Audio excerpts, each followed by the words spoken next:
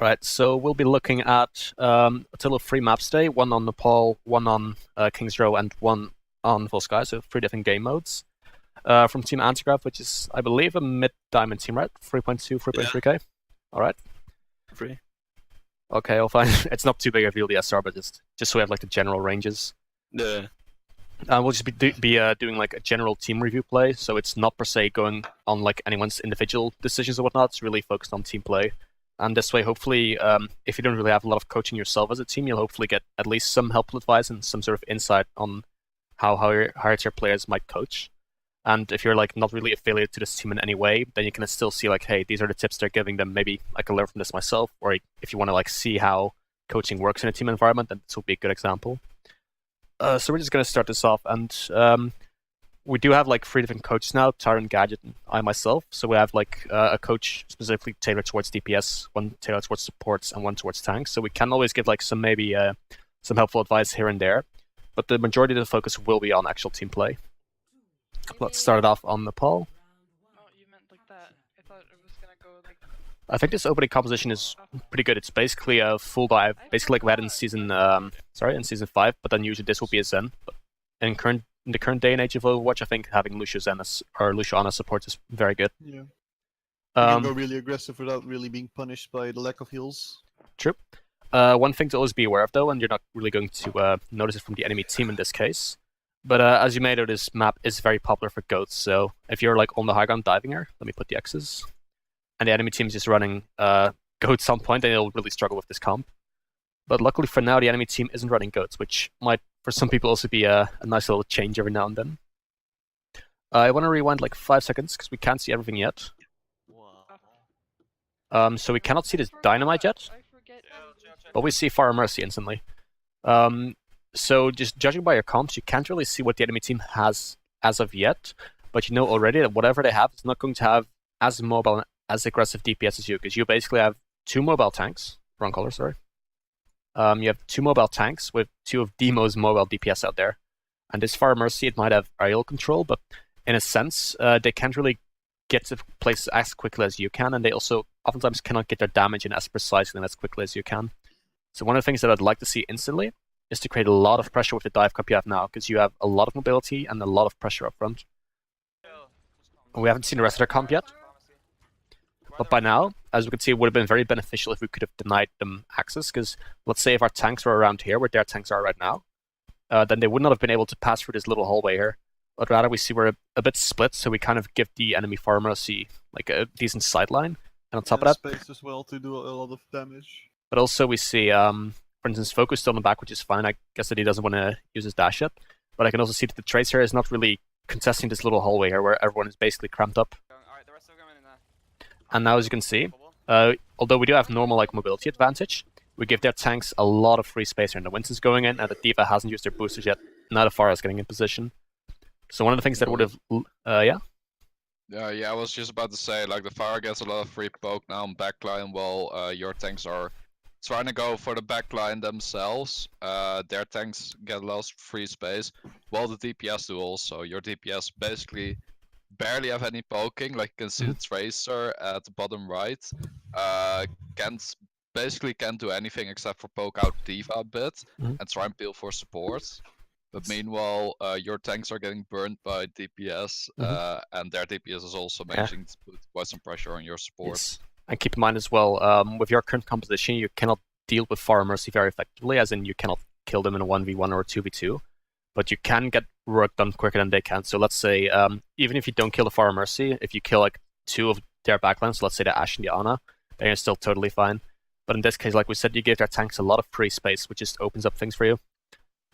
And then one of the small things I want to highlight here is that Arab on D.Va, he went with his main tank, which in general it's very common to see Winstons and D.Vas diving together. But the big exception oftentimes is very mobile things like Fire Mercy. Because especially if you're playing against Fire Mercy, you know that they will have less DPS on the front line, so your Winston will take a bit less heat, and you will have to catch rockets for your backline, because I don't know if Gally like specifically took damage from the enemy Fire Mercy here, but you can imagine if one of those rockets hits on your Ana and the D.Va's not in any proximity to Matrix her, then it's quite problematic. We'll just rewind this. We get some pressure in now, but when we all like join a bit late, like the 3 people here, we all like join a bit late and don't get the pressure on. Then we see their Winston's diving in. Then we see the Fire Mercy getting some work done. And then it's pretty rough because Lucio and Genji can't peel for like a Fire Mercy Winston dive. Still trading back and forth, but it's a bit messy. And I'm judging by like Genji kill specifically, it's mostly on the back of the mechanics rather than a very clean setup. Okay, target focus switches. Yeah. Pause for a bit. I also missed this on, or at least if I did listen correctly, say so. But on the beginning, I did not also hear a clean like target. That's true. That's Like- something we'll get like into as well. very beginning, like, Yeah, I set get what up you mean. for a dive, but you dived nothing, basically. Yeah, we'll get into comms a bit later, but it's one of the things that we've definitely noticed as well, yeah. Yeah, Mercy falls down, Diva falls down. Okay, so you do end up like kind of cleaning the fight up, but it's mostly, like I said, on the basis of mechanics. You get 2 or 3 kills with the Diva and like 2 or 3 with the Genji, but it wasn't really set up as cleanly. And it might have worked kind of for now, but you can't expect like to always get those clutch plays in. Okay. Good thing to note here, you do have a Widowmaker now, and this makes it especially relevant for you, Diva, to play more defensively. Because unless your Widowmaker magically hits every single headshot without ever being contested, like you will have to catch rockets from the enemy Pharah, otherwise your Widowmaker is just going to struggle. So we'll see how this goes. I'm reloading. Right, so this is all kind of fine. Like I said, we could have maybe exerted a bit more pressure up front, but like 1 or 2 people standing around here should already like do a fair amount of work. Because do keep in mind, this is basically like a miniature choke, and as long as you have like control over the point, just constantly forcing them to take damage when passing through here is very beneficial too. But rather than that, they just kind of move through freely, only taking some Lucio poke, and then they get a relatively clean dive again. I like this. This is really good protection on your Ana. As you can see, now you can actually keep your team alive a bit. Then you get hit by the fire, that's unlucky.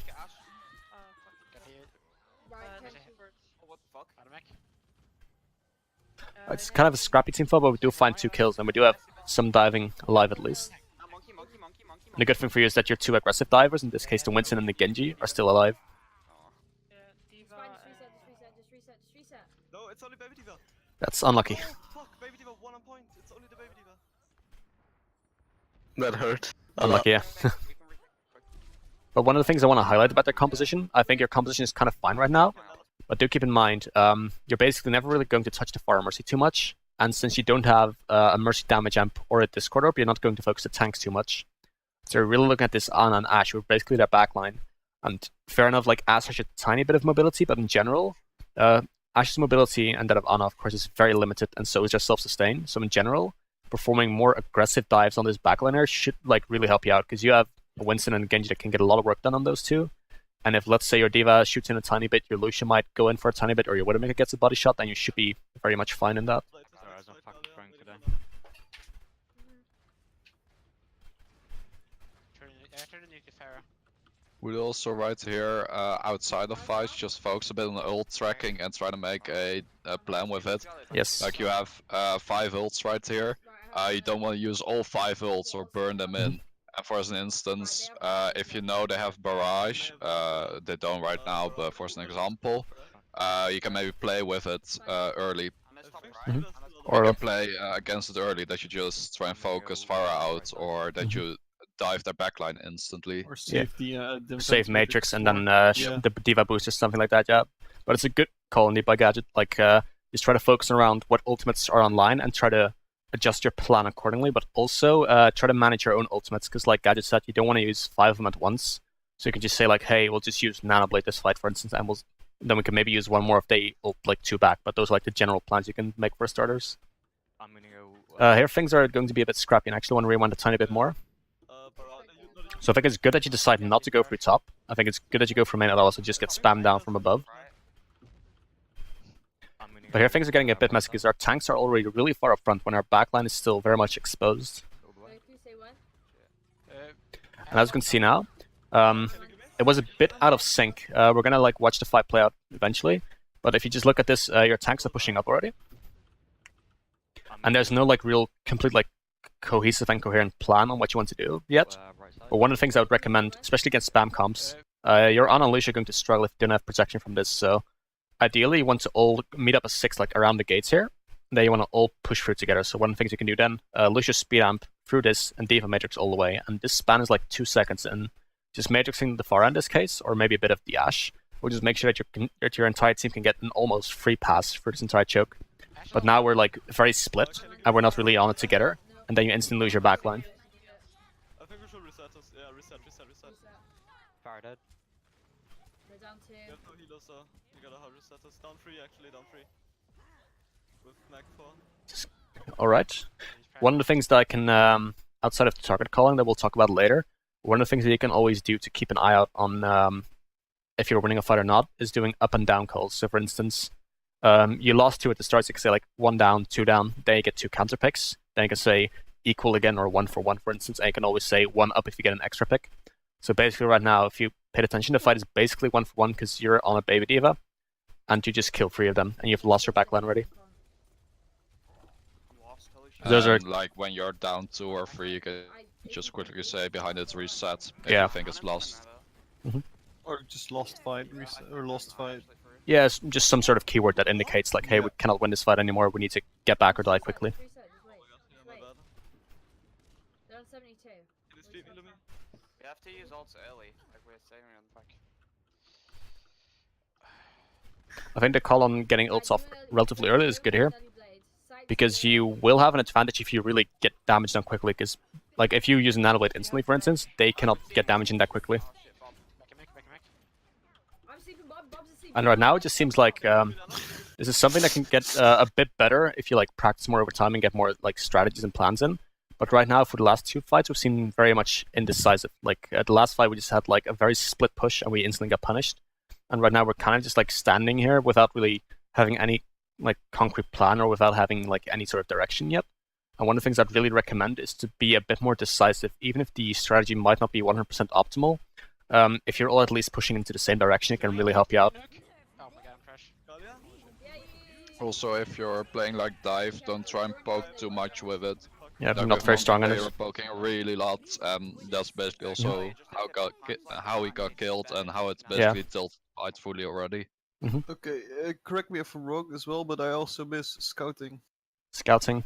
In a sense, yeah, but they don't have that amazing scouting heroes either. Like, they can do it a bit with Diva, but she's mostly preoccupied with the Far Mercy, I would say. It's still like you still need a bit of positioning, so it doesn't matter if your diva just burns boosters just to peek above a wall. You need a bit of scouting where everybody is. Like, It can help, yeah, it's important. but I think it's not the Before biggest fights, deal right you now. can do it, but it's not the main focus at the moment. Yeah. Indeed. So we're gonna roll out with this composition, which I find interesting myself. Having Orisa with the 2 snipers here, that's perfectly fine. Some people do opt these days to have Ashe instead of Hanzo, but the like kind of mid-range sniper idea is still the same. Roadhog, One-shot potential as well without a mercy. indeed. The Roadhog, many people play this with a Diva, and you will eventually end up swapping to this, so I'll highlight the Diva role a bit more. But I'm not really too fond of these 2 supports, because heroes like Lucian and Ana, they're very good at helping your own tanks out, so they can take a fair amount of damage, and they're also quite strong at making more aggressive tank pushes.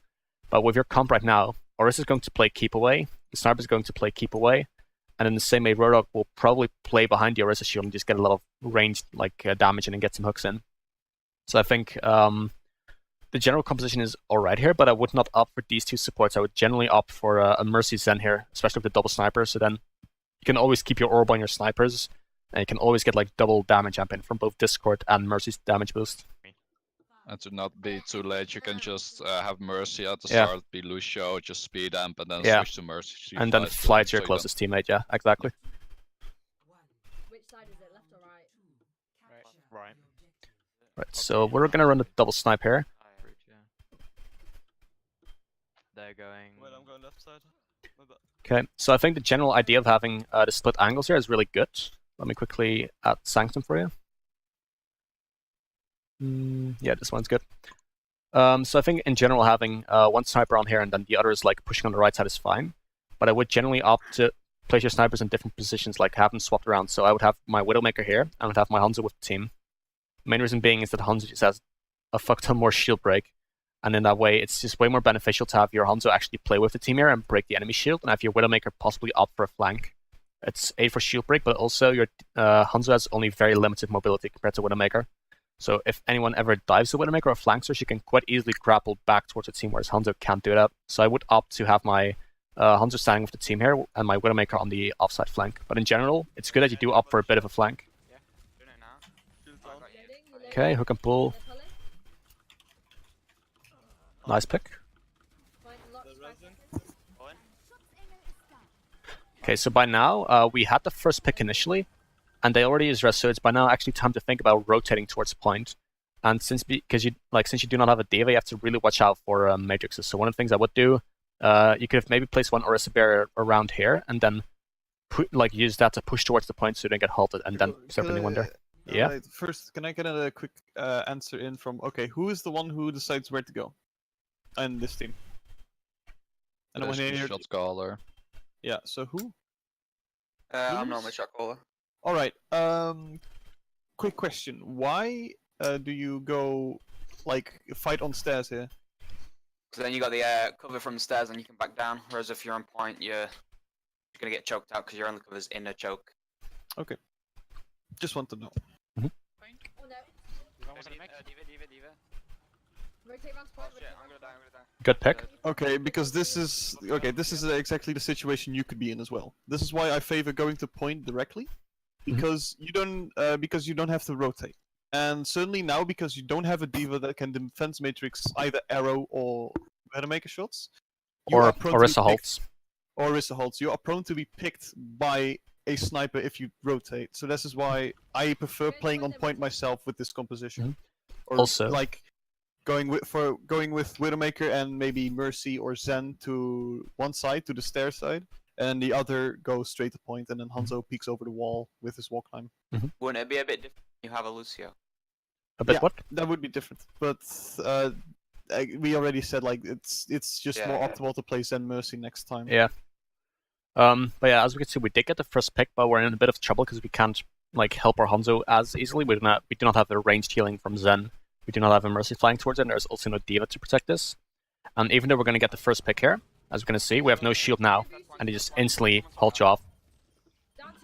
And even though you got the first pick, because you weren't able to rotate between here, and you weren't able to matrix it in any way, it's quite problematic. Yep. On top of that as well, to keep in mind, we're going to switch now, but the reason why Diva is so good, even with this Orisa style composition, is that she adds so much flexibility.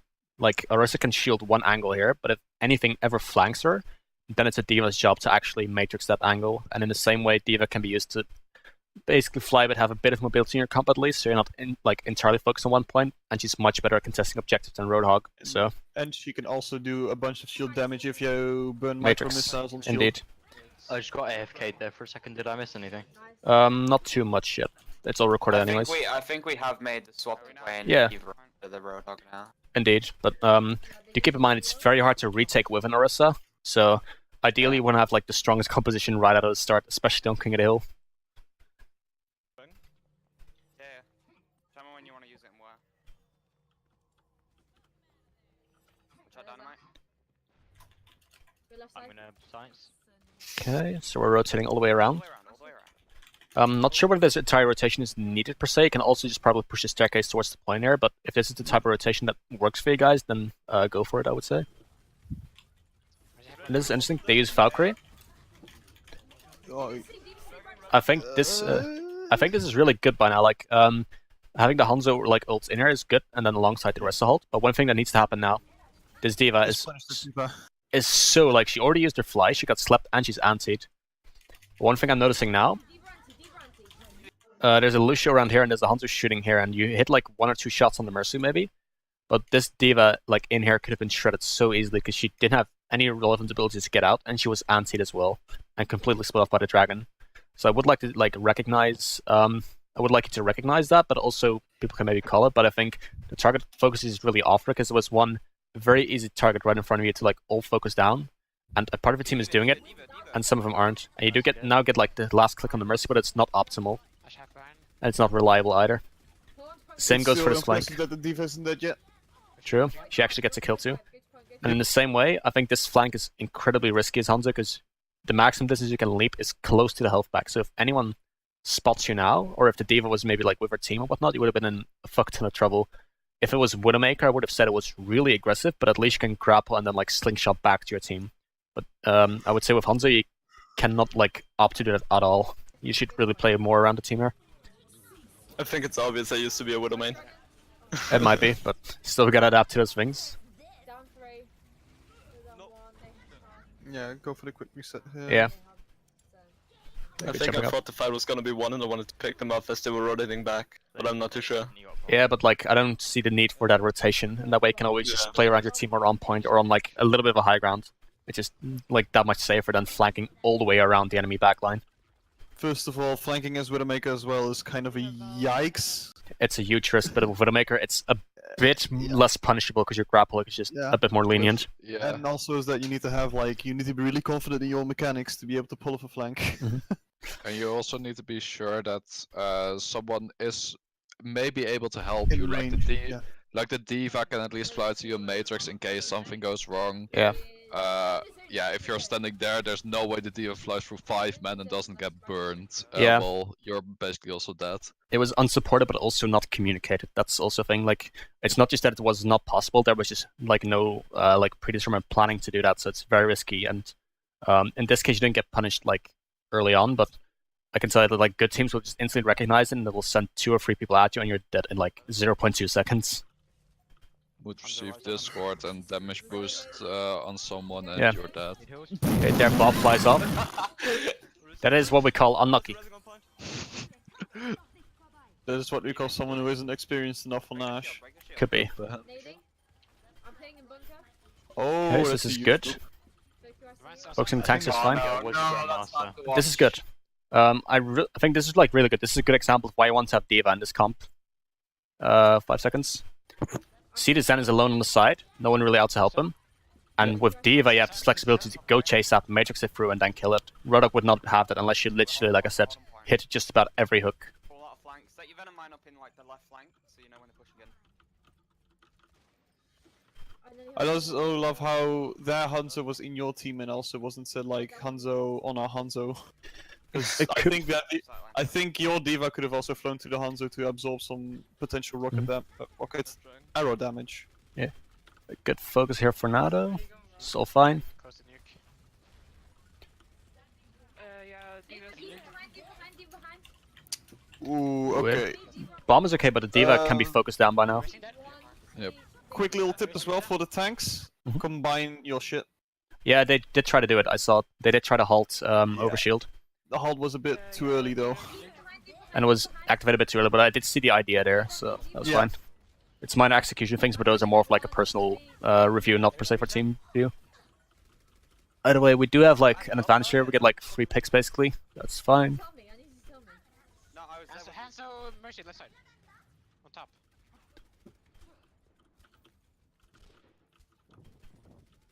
Right, so we have a fair amount of ultimates up again. I'm curious to see if you'll use them very well. Like I said, we can combine Hanzo with Orisa Halt. And you can always maybe nano boost your Diva in this case. Like I said, I wouldn't recommend running these 2 supports at this comp, but if you're going to nano boost someone, it's probably going to be one of the tanks when they get low. I'm dragging them in here. Alright, good timing, that's all fine. Do get out of it, that's nice. There's trans, they trans. Victor was a bit much, I would say. Okay, Yeah. yeah, you can push that. That shield was horrendous. Yeah, There you go. I'd say the Victor was a bit much to having those Also, first two picks already right. with similar In the- ults used. Doc, in between fights, you can push up more. Like I saw you, for example, I'll on pop up the beginning map of the for you. next of the. I'll pop up the map for you, then I can tell me where to draw things. Right. So we Okay, start up so around you- here. Okay, so the last fight started around here exactly. Mhm. You started on your mega. That Yes, fight. back here As- basically. Yeah. Yeah. You can push up way further and be able to like hold the. Hang on, can you draw in between like where you put the Here-ish? X? But yeah, but then on the other side. You can- mean this side basically? Fourth one. No, like the enemy side of like that cross. Ah, yeah, until here you mean. There, right there you go. You can hold these sidelines as Widowmaker fine, and you have your grapple to return. Hold up further between fights. You can get an if you can get an extra pick off, that means another team fight loss, which means they have to reset again. Extra staggers. We do get some Extra staggers here ourselves as well, but we do Yeah. trade our life for it. And For example, what you're doing now, that's extremely fine. Almost have enough You can hold that for another second or two. unlucky that we lose one here. Okay, so this is a bit unfortunate, but we did get one counter pick on them. And now we're in a situation where we have no beat drop and no main heals. So, one of the things we have to think about now, are we going to hold this point with them valking in with full 6? Think we'll hold it, or will it be rough, to say the least? It's gonna be roll. It's going to be very rough. So what would you ideally want to do here? Not suicide Zena. No, I'm saying that, like, suppose that your Ana is dead in this case, regardless of how it happened, how would you want to approach this team fight, where you're 5v6? Back up around the left corner a bit. Play Exactly. your It's literally, I hope we see it in team or in the POV, but like, Just play safe. you can even give up the point for all I care and retake it at the last overtime second as 6. Because basically, if you're with 5 and they're coming in with 6 and with ultimates, you're not going to win it probably. It's just that much safer to have your Lucio like tax your Ana out of spawn, regardless of how she died. And then your tanks can maybe just hold it around here and then like, okay, we're all 6 again. Nice. Now let's make this rotation back onto point. But So everyone can also hold value now that your Elna comes back and basically finds no tanks around. Are already low or even dead. Yeah. If you're really fighting it, because 5v6 Yeah. is not. That's what we're going to see now. I think the timing on the bongos here is good. If the Lucio was speeding, this was a 3v6 actually, because the Hanzo was dead as well. Yeah, exactly. So imagine that, like, is it a favorable like fight to take? Not really. And I think the bongo timing here is good, and you shred the monkey with it. So, like, I think that being in this situation do play it out relatively well, but it's just not in any ways an ideal fight to take. And then by the time your Ana comes back, which is basically now, you've lost your Lucio, your Diva's just coming back, and your Orisa's about to die, and there's no one inside because you were like pushed up so far back that your Ana now can't really. Even though she comes back with Nana Boost and Grenade and all that, she can't find the value here that she needs. Because people have already died, they have already pushed up and taken all the relevant space here. And then it's just very hard for Ana to get value now. So we lose our main tank. And then we have to Nana Boost the Baby Diva. It's a bit unfortunate, but if you would have like not been in the situation at all where you were forcing this fight, then it would have been much better for you. Nice. Targets.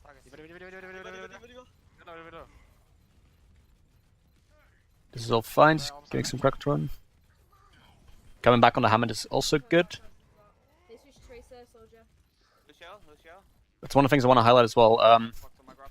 They're like having some really solid stopics there, and you're coming out of them as well now. But you do manage to stay alive for all that.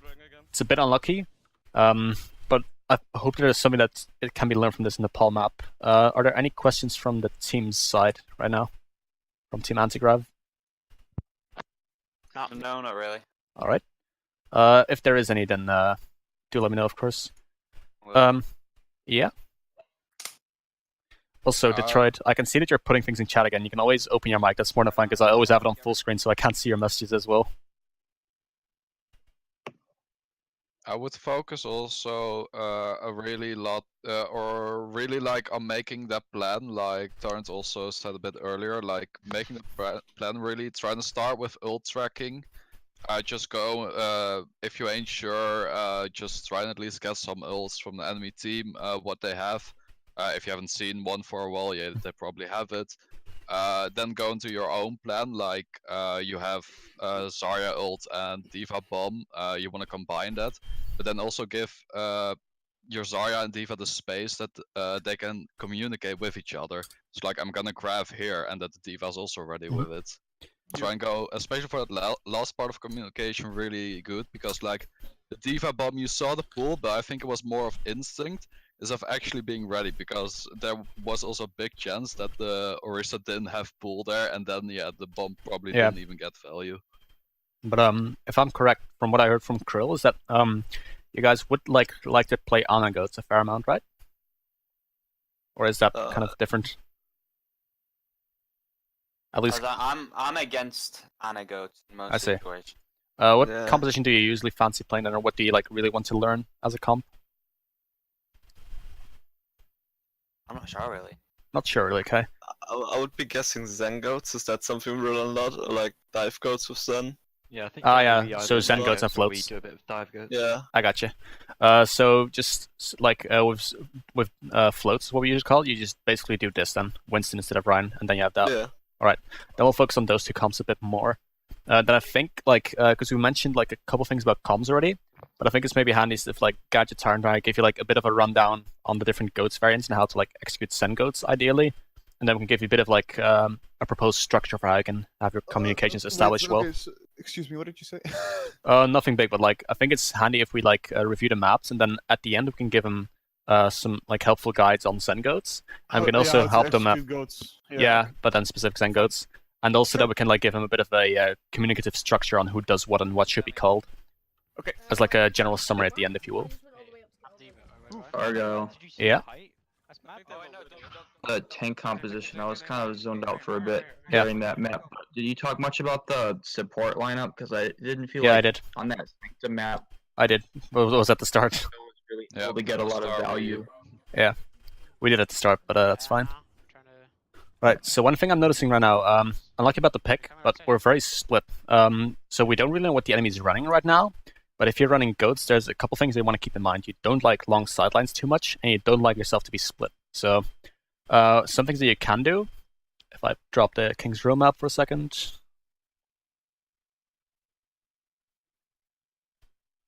Okay, so let's say this. We can like all hold around here, for instance, if we're all like around this wall. Or we can maybe like basically hold on points. So we're going to see it in a second. It's like we can all hold here, like we said, or we can all kind of hold around this wall and then rotate around this building where needed. And Also, like use the hotel for cover. Goats likes to run over shit, right? Front lines. Goats loves that. Loves to run over front lines. Okay, so you can assume that 9 out of, or at least 99 out of 100 times, the enemy will also run aesthetic composition. On King's Row at least. Or something. Yeah, on King's Row. This is what the original Goats team did, and what most Goats teams already do on King's Row. They engage early. And what I mean by early is holding cinema. They play in cinema, and then once they enter the choke, your enemy enters the choke, they will engage on them. That is one of the things Goats likes to do. But I think that's like it's like a bit more advanced because then we can get into like similar things like having a retake on the first point or having an early streets phase and then forcing 3 fights up. But I think that's a bit much. But let's just focus on playing more together and playing more around cover for starters. Exactly, like Goats functions together. Yeah. Like if you're split, you're just throwing. I would Yeah. I would maybe basically go for what you tried to do here was maybe a bit good, but I would only play Lucio and Ryan really up front. Get a Ryan up with Fire Strike or something, and let Lucio then speed him back towards the point that you play there. Exactly. Playing there early is 9 out of 10 times a risk. As support, I know like I'm playing inside eyes of a Widow that has potential there, but maybe also even a Far that does poke, or basically any hit scan can poke me out really easy from there. And imagine if like those 6 X's right now are like your Goats comp basically. You can all like rotate around this building quite effectively. So Rana can get like a bit of a sideline here, and you can all get some damage, and then when the enemy team's pushing in, you can have your supports like rotate towards the back, but and then you always maintain a fair amount of cover from the enemy team, especially now that they have range damage. Right, so we trade 1-for-1 in flex supports. This is all kind of okay, but you're gonna lack some heals soon. Yeah. They have no heals, they're down 3, nice. Okay, first of all, I like your Ryan's aggression. I really like it. You should It's required. Stay behind. You should stay on his tail. It kind of depends on comp, but in general, yeah, like the aggression in Goats against non-Goats compositions is definitely noticeable. Subsequent fight will be a bit more interesting because we came into that aggressive positioning by hiding in a cinema here and charging out, basically. But now things are going to be a bit different because we're like kind of just recharging our shield here. I think holding this position as a starter is really good, but now that we don't have a Ryan shield up, I think it's time to like really take cover. And we're going to see some interesting things because they have no speed boost and just less tanking capabilities. Like what you have to help your Reinhardt is Matrix, speed boost, team bubble, stun, and a Discord orb on the enemy Reinhardt. What they have to help their Reinhardt, Ana heals, 1 team bubble. They just have far less. So one of the things that I'd like you to do, what the enemy team will try to do is get good angles on you and poke you down from like several angles. Because as you can imagine, Goats doesn't really have a lot of range, but heroes like Fire Mercy and Widowmaker do. So what I would like to see you do, and we're going to see this pop up in a second, is to catch the enemy team what we call mid-rotation. So when these DPS are setting themselves up for their good angles, that's a very good moment for you to push their front line. So let's watch this. They're just kind of like dabbling around, not really doing a great deal yet. Widowmaker grapples you up can top see here. already Team Bubbles being used on the Rhine. Team Bubble being used. Widowmaker just grappled, is setting up. Farah shifts up, and this is your go sign. Now they're engaging, their Widowmaker's just rotated, and now it's like the go time, especially on their Reinhardt. Because when that Team Bubble is out, that Reinhardt is very vulnerable, and especially when they're like just starting to get their angles up.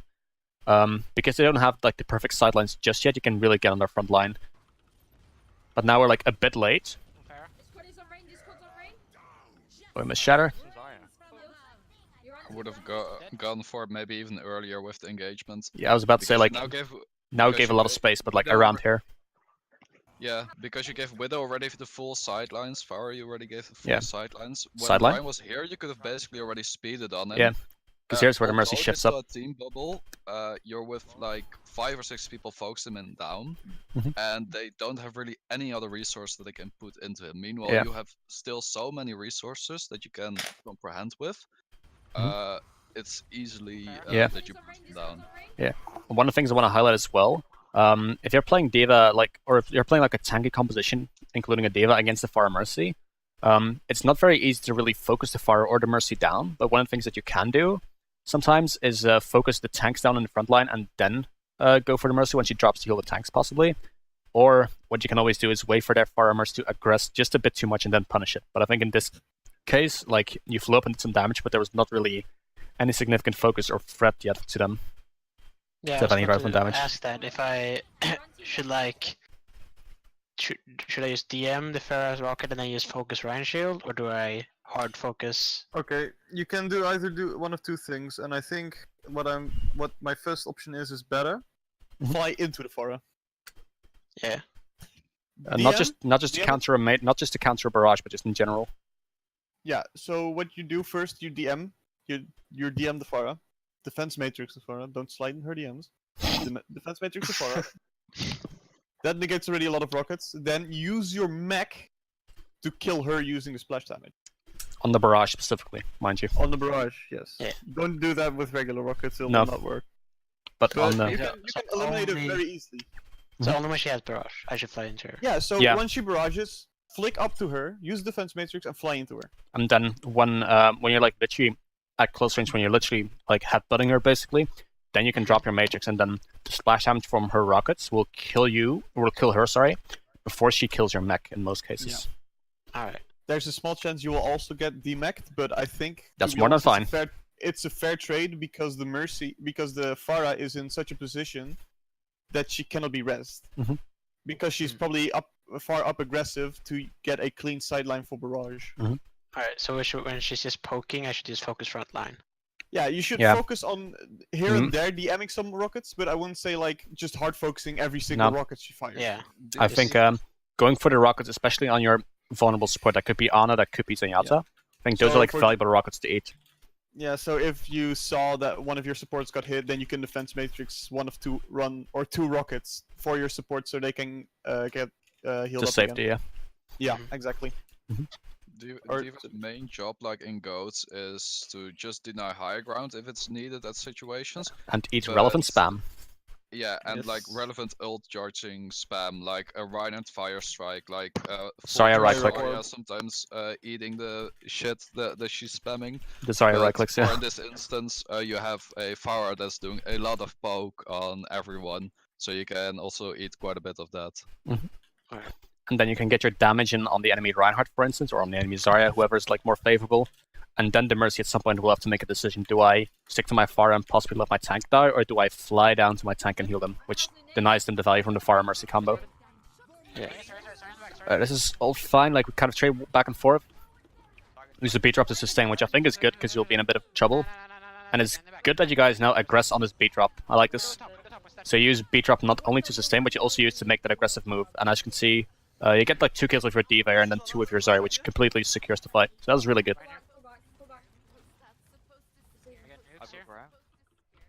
I think they have Shatter. I'm gonna ready as soon as they engage, okay? Well, They use Farah. They're gonna have oh, they use it. Okay, so we'll see. but I think they have Shatter. We're about halfway. D.Va bomb. Ready? I think this rally right now is not really beneficial. Because you said you wanted to use it when they engage, which is not even per se needed. We're about halfway in this right now, so if we keep up on the same like ultimate charge, we'll probably have our Grav Diva Bomb, which is mostly like the clean fight winner, if you will, for Goats. If you use it once halfway, you'll probably have it towards the end again. And I think using Rally right now, if you're possibly planning on using Grav Diva Bomb, it's just a bit too much. It's not really needed by any means. And on top of that, it will also get poked down a lot. Yeah. I was And just next about to to that say. as well, your diva loses that armor because she uses a mech. Mech, Remechs, yeah. Exactly.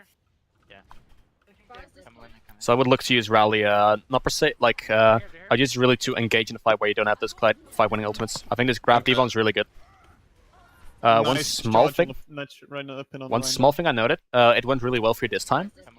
But when you want to execute this combo well, like in most cases, okay, you bait the team bubble, you want to bubble your own Reinhardt. Because he's going to charge enemy Reinhardt out, so he'll be a bit deep regardless, but it would be a shame if your Reinhardt gets stunned by literally one of many options in the game and can't perform the charge. So I think like the way you did it was really good, but always try to keep in mind that your Reinhardt will need this bubble to charge, otherwise he might get stunned out, and then you just can't perform your combo as well. You do bubble him like a bit late, but I would like it just like you bubble him in the charge, but I'd like to see it as soon as the charge activates. The thing I couldn't see him because I was set up in the hotel. Ah, I to see. Get a surprise grab on them, so I couldn't see him through the. Ah, okay. That just comes with a bit better like pre-planning, I suppose. Then, but try to keep those things in mind that when you do go for that combo, you need to bubble your Reinhardt. Yeah, as soon as I saw him, I bubbled him. Yeah.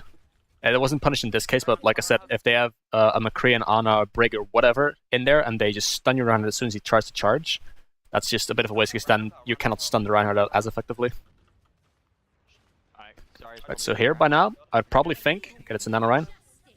I'd probably think about taking this fight a lot earlier again because once again, we're allowing them to set up all their range damage by now. No, not only that, you look at their ults. They have basically almost Zarya ult. They basically got 5 ults. Whenever you're at a huge ult disadvantage, you wanna make fights really early on them. To either just make them use the ults quite early on you, and then wasting time also with the point progression. Because then you get a retake at the end. Or not even allowing them opportunities to use the ults. Now they got time for the Fire Barrage to set up. They basically also got time for the Rhine Shadow to set up. If you like speed them instantly in the gate, they have no time for that Rhine setup. They have no time for the Fire. Only impulsive responses they can really do, but not really the full setup like they have now. They got points. They almost got all the space they want. The Fire even got a small choke to barrage in, so that's perfect for her. Yes, and one key thing that Gadget noted there is impulsive. Basically, you can force a lot of panic ults out of the enemy team. So maybe their Zarya will craft just like a bit too early and your Diva will Matrix hit. Or maybe like they'll just use like 3 ults when they only need 2. It's always beneficial to go for those opportunities. And now once again we give them a lot of space and then like we're kind of stuck here. We do get Transcendence out. Give 1 tick. And even if we get like 1 pick here, there's like so much spatial advantage the enemy has right now. It's unfortunate about the res. But the general setup is just a bit unfortunate in that you gave him so much space and so much freedom in that. And now we're just like, it's a bit fortunate the enemy team uses so many ults right now because they literally use the Grand 6 essentially. But it was just like the way you gave him that much space really set you up for a very unfavorable situation right now.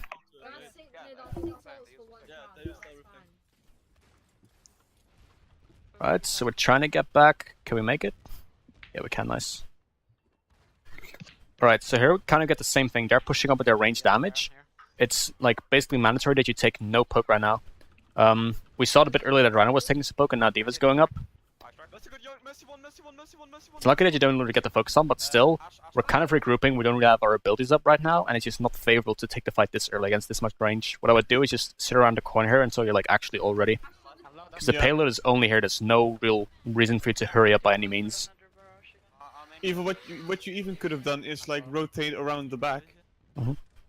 Like just go all the way back and just set up for a flank engage or something like that. But don't send any open because yeah, then Farah is gonna have her ult up again. Look Which at is that. literally what happened. That's literally what happens. And Ash already Ash can get big dynamites over. And she's got it as well, even though both were just used. Exactly. Ash is also receiving a lot of damage basically because you're playing in the open. If you're not speeding on something, you're just a huge meatball. And then you'd rather avoid all damage. Exactly.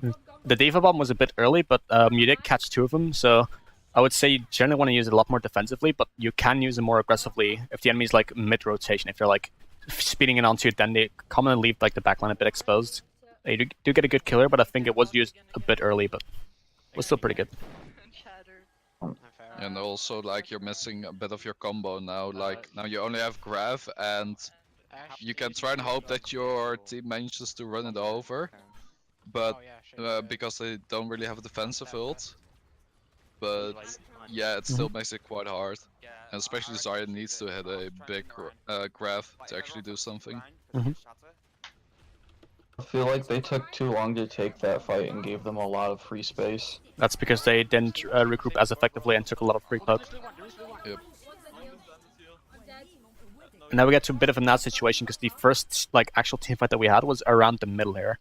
Ideally, what you want on Streets phase is to have at least 2 fights in, because basically when we're around here and we lose a fight like now, we're not going to have a proper regroup before we meet this checkpoint right here.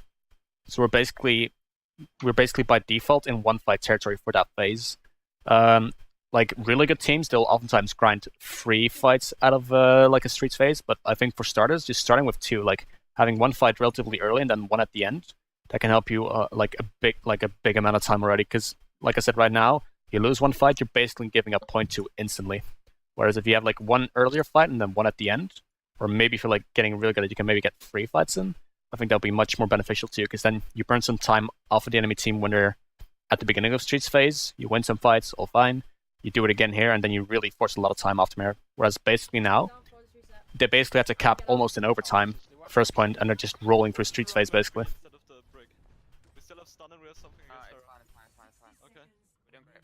Now we're resetting. As we can see, we never got a second fight in on this last checkpoint, or the second checkpoint rather. Did I miss anything? Not a great deal, but it's all recorded, so you can watch it back. And once again here, our Diva's not back yet, and we're already taking a lot of poke. We do end up like losing 1 here, which is like a very clear indicator that something's off. But in general, even just all the poke you took was not really needed. They're gonna have Grav. When you're up against her, play run natural cover. Exactly. Lose another one, and now we're just very much staggered. As you can see, we've still not had like a full regroup in.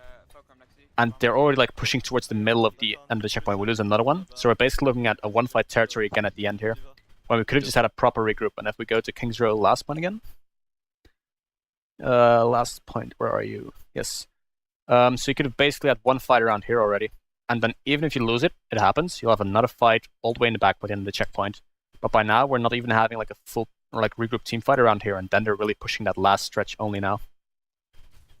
Basically, to with the Zen-Goats, you try and play corners almost 24/7 until you have like the speed boost to engage them on it. You don't want to poke too much because you don't really have to heal. Lose another one against Fire Mercy. They so will always poke you out. And so basically now, the last team fight that we had, like 6v6, was in the middle of Streets phase, and this is basically all the free push that the enemy team took, based off of not regrouping properly, not really taking the proper cover when needed. And this is just to illustrate, like, in the full phase, because if you take the middle of Streets phase, like, all the way to the end of here, you basically are now looking at your first team fight again, which is a heck of a lot of time. And now you win now you win it, but do keep in mind what you used. You used this one, and you used this one, just purely to even get to that point effectively when you're 1 down. And then you do end up winning it, which is good. But like I said, you could have probably had like a lot cleaner team fights in between the Streets phase here, or at the end, or maybe even early here. But now, once again, we're in 1 fight territory, because the first fight that we actually ended up like playing at all was all the way at the end.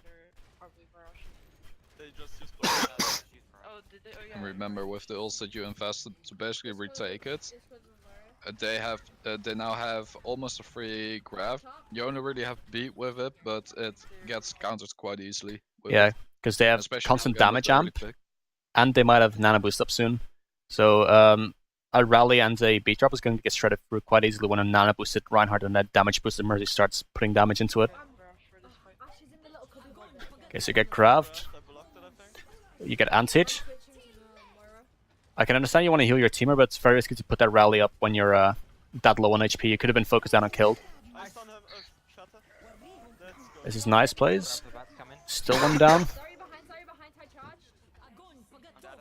Get your own Graven.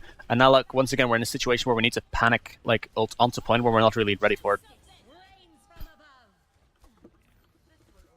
Because now we're just kind of straggling, looking to survive and maybe get a kill, but mostly looking for some stall. Anna's off. Never mind, she isn't. Anna's 1 point. Never mind, she is. We have bomb, we have Right. bomb. We can get bomb. Alright, so we'll get some stalling in at least, but like I said, right now we're just in a very scrap situation. And this is just to illustrate, if you would have had like cleaner fights, you would not have been in a situation where you need to throw ults on the cart and walk in the cart one by one to even have a chance of contesting it. So if you look at it from a if you look at a bright side though, you did push it to overtime. True. Off banner, literally one in the back. But it's If you're in a mostly on the tournament, basis. that's valuable. True, but basically, they all like the enemy team only really got to cap in overtime. Like they just got to cap the first point Because we staggered a lot. because we staggered so much. But they were really on a small time bank regardless. Yeah, okay, so put it into perspective, we staggered we staggered yourselves for nearly the entire second and third. Fair amount. A fair amount. You almost staggered the entire second and third point. Which is a Could've- bit too much. Which is a bit too much. You could have easily taken a few fights. So, Let's skip. I Yeah. think Yes. you've made the point that they need to regroup better. Yeah. Like, what calls should they be making for when they need to regroup like that? Back and spawn. It's kind of a I always said full reset. full reset. But Like Yeah. even any code just- word can do, but just like make like some sort of word up. It can be a real word, can be an imaginary word for all I care. But one very quick and decisive like call to just say we are not fighting this. We are completely regrouping. We're not taking any damage. We're not fighting anyone. We're not using any ults. Yeah, so Something like that. So you could also say taxes, and that would mean like, okay, it's time to back way the fuck off. Yeah, you know? use an outlaw style. Huge and Outlaws does say taxes for a certain Yeah, full regroup. communication thing. Yeah, full regroup. Also, this is Yeah, like genuinely. on my team, we like have a distinction that we use between like hard resets and soft resets. So what you're talking about, like a hard reset, Yeah, they should have. or like the difference is like a soft reset, which is what you want them to not do. Is kind of back up. but Soft you reset keep is doing the different. Let me peek give an and the example. poke. I'm gonna give the first one example. Let's say you're playing a 6v6 team fight, all fine, and you have a Lucio in your team, and they do not. You trade 1 for 1, so now it's 5v5, but you have a Lucio and a quicker spawn. That means that if you do a soft reset, so just no one dies, no one does anything silly, you'll be back with your 6th man before they will have their 6th man. Then you can take the next fight 6v5. Yeah. Going for this situation where you're 5v5, but you have a better like respawn, either because you have a Lucio or just because you're closer. That's what we call a soft reset. Just like Yeah, or you don't you die, can don't do also anything silly. Yeah, you can also substitute soft reset for disengage. Yes. Also, basically your goal there is just to poke around a little bit, but not hard engage them. Yeah. You just Yes. try and play with poke. Yeah. But the exact terminology is not really the biggest deal because then we have like language differences or just like preferences personally. But in general, just we need to see like the plan being executed, if you will. Yeah. And that's Also, what's missing. just to get back a bit to regrouping, Mhm. unless you're a scouting hero, regroup behind natural cover. Yes. Like for That instance, will save you from taking any spam, random spam, except if it's like a TNT thrown around Yeah. the wall, you know. But for example, you won't get hit by fire strikes, micro missile spam, whatever the fuck.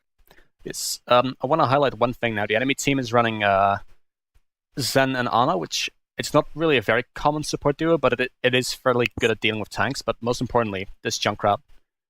It doesn't really matter how much you're up in a fight. This Junkrat can shut down any push at will. And people oftentimes say that like, oh, Junkrat is such a good spam hero to hold chokes. His spam is decent, but it's the Riptire that kills like actual pushes. So I'm And looking. not only that, he charges it insanely Yes, quick. especially against goats. Insane. Exactly. So I'm looking to like hopefully see like some because I wouldn't really worry about this Hanzo too much. Like, okay, we lose one now, and he's getting a lot of ult charge, so is a Junkrat. But I'm not per se afraid of the Hanzo Dragon. I'm mostly afraid of this Riptire right now. Because like, look at what charge the Zen is at versus what charge the Junkrat's at. Yeah, but Exactly. but who's shooting into tanks? Those two DPS. They're literally the best like tank spammers next to also next to Pharah. Yes. So One this thing is I'll- like a really strong anti-tank comp. It kind of depends. It's a good anti-tank comp. Yeah, what I usually did when I was playing like anti-goats compositions that you'd run Mercy and Ana. So you'd have an anti-nate and damage amp with mobile healing for who needs it, Yeah. and res. So my ideal anti-damage comp is Hammond Diva. Hammond because he doesn't feed when he goes in. He has adaptive shield. If he goes in, he can press E. He gains 600 HP, which needs to be bursted down first before he feeds any ult charge whatsoever. Next to that, you would take a Diva for obvious reasons, damage nullification, and the overall utility that Diva gives. Mhm. And Farah Hanzo. There's different variations, but I think we're getting into like too nitpicky things right now if we go into like various anti-goats compositions. That's my ideal Yeah. anti-goats.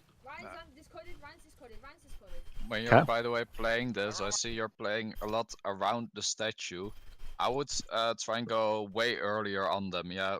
Through Just middle blue line. to basically go instantly, or even through the hotel. Yeah. But you just rush them, but don't give them too much spam. So hotel Yeah. would even not be that great because of Junkrat that can spam you down so easily in there. Mhm. But go for fast engage because you could see like a Yeah. few seconds back that the range was so big, the Hanzo could then poke your shield again. This. The Junkrat was able to get some balls, and again, before you could basically do anything. Your Yeah. only real thing you had was the Zarya spam. You basically need with to be Diva. around this blue line before you can actually deal damage, and they can do it from wherever. I So you think need we to do close them. eventually. I think we do push the hotel eventually, but I At think some that's point. to stop the Hanzo flank.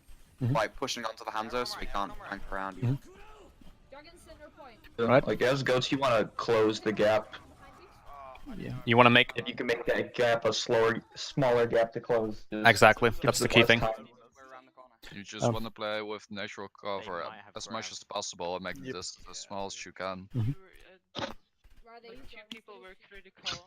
There's perspective there. Right, like. All right. But we're just Damage regrouping now. is your greatest weakness. Yes. Play around at your cover, regroup in spawn. What? But we're regrouping now. Can take some damage you here. can do better. But you can do better, but it's in general it's quite okay to just like actually Yeah. full regroup now. But we're gonna be fighting against Reptire and against Nanoboost and against Shatter and Trance. And potentially a Hanzo Okay. ult. So here's something. Definitely a Hanzo ult. So here's something that I want to highlight now. This Hanzo he cannot get help from his team very effectively. Like, I can understand you wouldn't want to deal with this threat right here, but I would say you can definitely at least force the Hanzo off the high ground, if not kill him and focus him down. Because if Diva flies up here, he's gonna either like 1v1 a Diva, good luck with that without support, or he's gonna drop to the low ground, and who's on the low ground? Yep. 1, 2, 3, 4, 5. Also, I missed something. Diva defense matrix people. Through the choke, because now we lose one early, that we're kind of behind here. This Hanzo is actually shitting on you. Got the Hanzo, brother. Because basically every high ground position a Diva can at least pressure, especially when you're close Yeah. with the Ghost composition. They can have And it's not even about killing, it's just literally clearing the high ground to make sure that you don't like get completely annihilated by damage from it. Exactly. And Like you also, But they run Like I said earlier, with the Pharah spam and barrage and such, sometimes you just want to negate damage on your team by taking it yourself instead of letting the Hanzo, for an example, do full damage on your team. yep. Hanzo ult out. We lose one early. It's unlucky. That's the. So one thing, if you heard, it's happened a couple times now. If you hear the Hanzo winding up his arrow, the best thing to do is actually, as opposed to what you'd normally do, run away from walls. Because let's say if you're standing here, you can actually see the dragon coming. Yep. Whereas if you're straight behind the wall, you just have to like you'll basically notice it when it starts damaging you. So just a small individual tip against Hanzo: wait for the wind up and try to like guess where the audio cue will come from, and make sure that you're a bit away from a wall so you can see it coming, and make sure that you're close together so you can all run into the same direction and to not get split. I think if you're literally even hugging the wall that the first tick, you can't even see the dragon. Yeah. They And just already, avoided them. yeah, and he can build one quickly. Look at, he's already at 40% already, and he just launched it. Get the Hanzo off the high ground. We go hotel. It's good. Now we're making the call. Hanzo's being chased. This is Look, fine. look, now you did it. This now is you good. did it well. Now you forced him off. Tyrant comes in. We're a bit fortunate that it doesn't decide to explode anyone yet. Oh, nice. It's nice that you do end up killing it, but I can tell you, most junkers would have gotten at least a double kill out of that. Or even like go for the DMAC. Yeah, that's also fine. Yep, even a single. That enables the Hanzo and the Junkrat himself. This is good though. Grav is used to right. We didn't have Diva there, but at least we get the damage in before they can get it done. That's nice. Junkrat here, there, Zen did not expect the Yeah. Grav, I think, because he was positioned way too. True. High ground in the back. This beat seems unnecessary. It was kind of alright because you were on a baby diva who might have gotten her mech back and you were only 1-up. And with their retake, it's fine to keep your team alive with Lucio.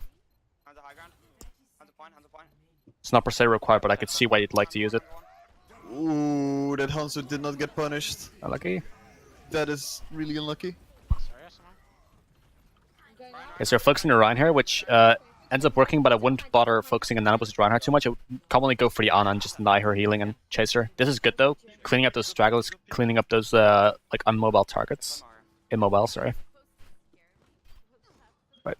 Now we're going for the Moira Goats, which I think is actually quite good at dealing with what they have, maybe better than Zen. Just because you can constantly like dish out healing and it will just literally make it a bit easier for you to sustain through all that damage. Okay.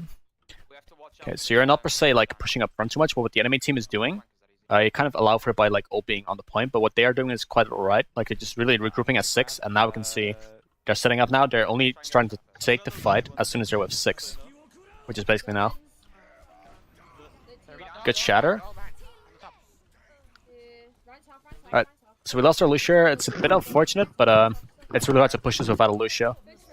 But right now what I'm seeing is like a very split push, like Reinhardt and Brigitte are up front. There's like people fighting on high ground behind and like in the Castle Elderworth and whatnot. So it's really rough to keep this up, but you do end up coming out on top basically because the enemy also split, which is not ideal for him. I would try and call just on what to go on. Yes. If you're saying like I'm grabbing, that your Ryan actually also comes back, you can leave payload for like 2 seconds if you're fighting then a 5v3 for an example, instead of making it a 3v3. And to come back on what we earlier said, like playing that split with Goats is not really ideal. I think the enemy team, like their split was not favorable in the way they took it, but also in the same way you went with them, so it's not really ideal in that. Also, this run was heavily punishable. True. Yikes. Yep. That's unfortunate. That's a good reset there. Thanks, Brigitte. Did your Lucio get picked on the beginning? I think he's just keeping some people up. He's contesting. Oh yeah, he's deep, yeah. We're gonna make a note on that later on Volskaya. I've already got it noted. Next time, don't do that. Gadget can always help him with some Lucio-specific tips. You don't do that. No, you don't do that. You speed team back. The You thing don't do with that. this was that like so I was there and I couldn't jump off because like the what's her name? Brigitte? No, the Saria was there, and so I tried to push her off, and then I was like, oh, everyone's dead. So I tried to go back because I'm like, I think I can go back, but then like I don't know who it was that killed me. They noticed me. Like they didn't see me in the back because the Saria didn't call it out first. So it's like maybe I can get back safely, but I didn't, and that was like go the whole... for it because when you're running past them, they can already see you with 4, and you probably get Discord on you quite fast with it. So the burst comes in really damn fast. But we're gonna go into like more specific things later on. Yes. Good counter pin there. there. It's good. Nice shatter. I like That is it. actually huge. Yep. It's gonna win you a team fight. You only used 1 ultimate. And Reinhardt's ultimate is relatively expendable. Exactly. Oh. Well. That's Krill's Discord overlay. 10 out of 10 Crow product. I would really push up here, by the way. Really? Yeah. So, You could stuff the doors with your tanks. Make it hard for him to re-engage. Exactly. yep. Because now their Ryan and Hammond basically got free space all the way to payload. And this then is gonna have his trance so he can heal people up. Nice bomb. Also, one thing that Rhines do a lot now, not even with grabs, but without as well. Communicate when your diva is going to bomb, and then Rhine charges their Rhine out of the fight.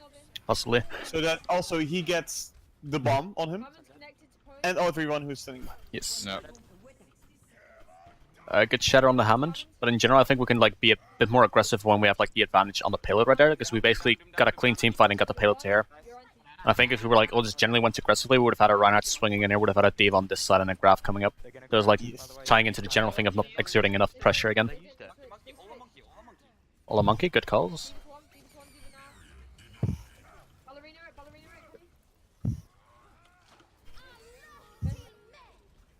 Okay.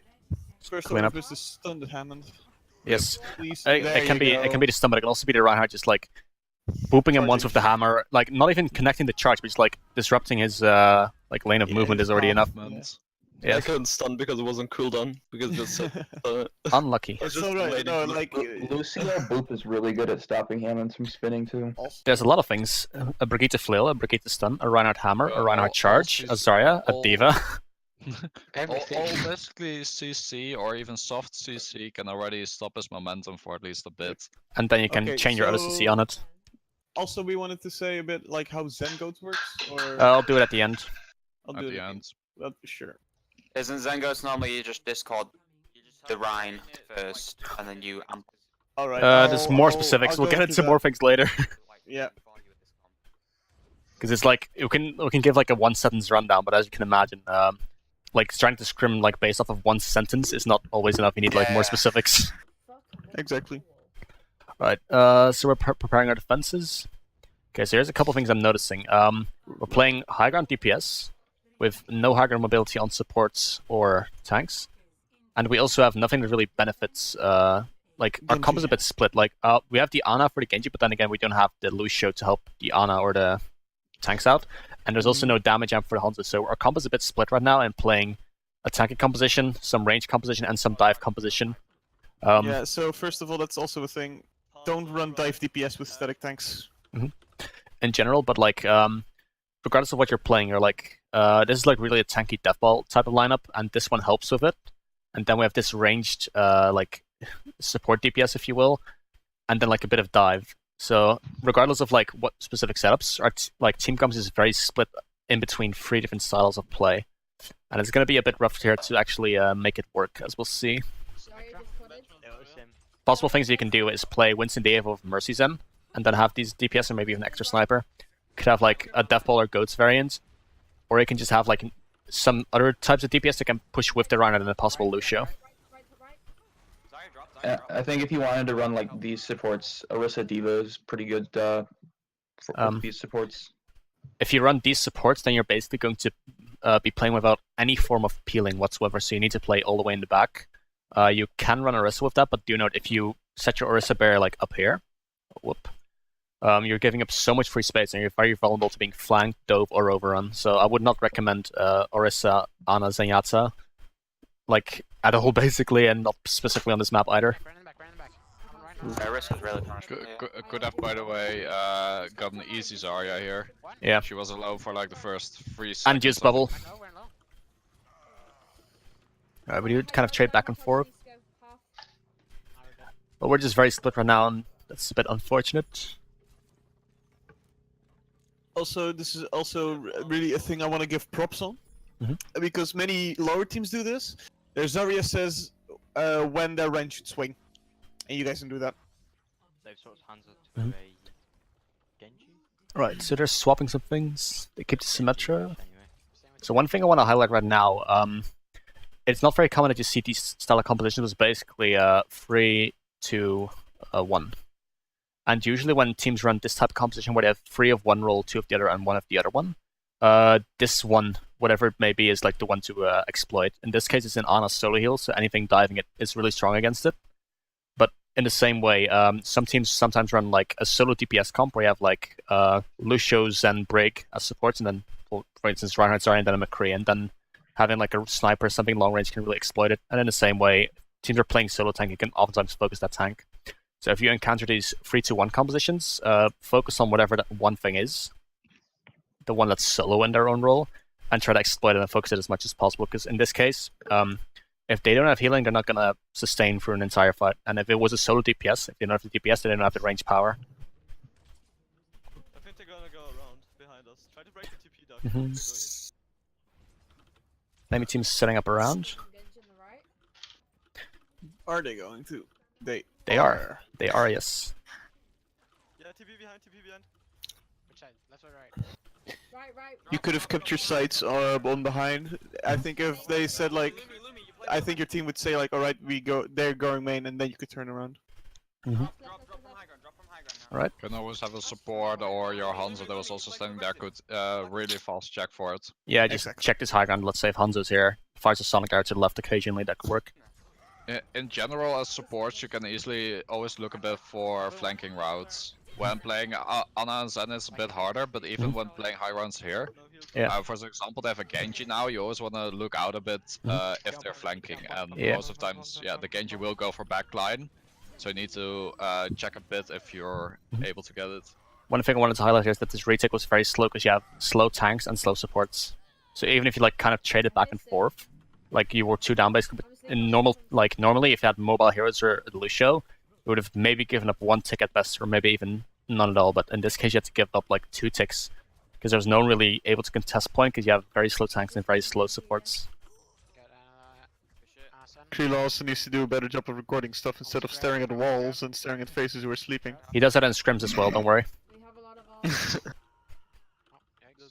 Right, we're gonna have a lot of interesting stuff right now. They're finally swapping to like a 2-2, but in general your composition has like something pretty interesting, because you have like 2 major fight winners. If you execute these 2 well, like the Zenyatta just came online, but in general, if you execute these 2 type of ultimates well, you basically win 2 team fights quite cleanly in a row. So it would look like I would love to see those 2 like ults being cycled, or like those 2 combinations being cycled, so you can always have like 1 up if needed.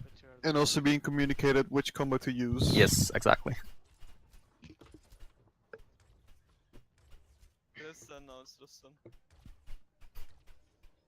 They have triple support now and solo DPS. Enemy team.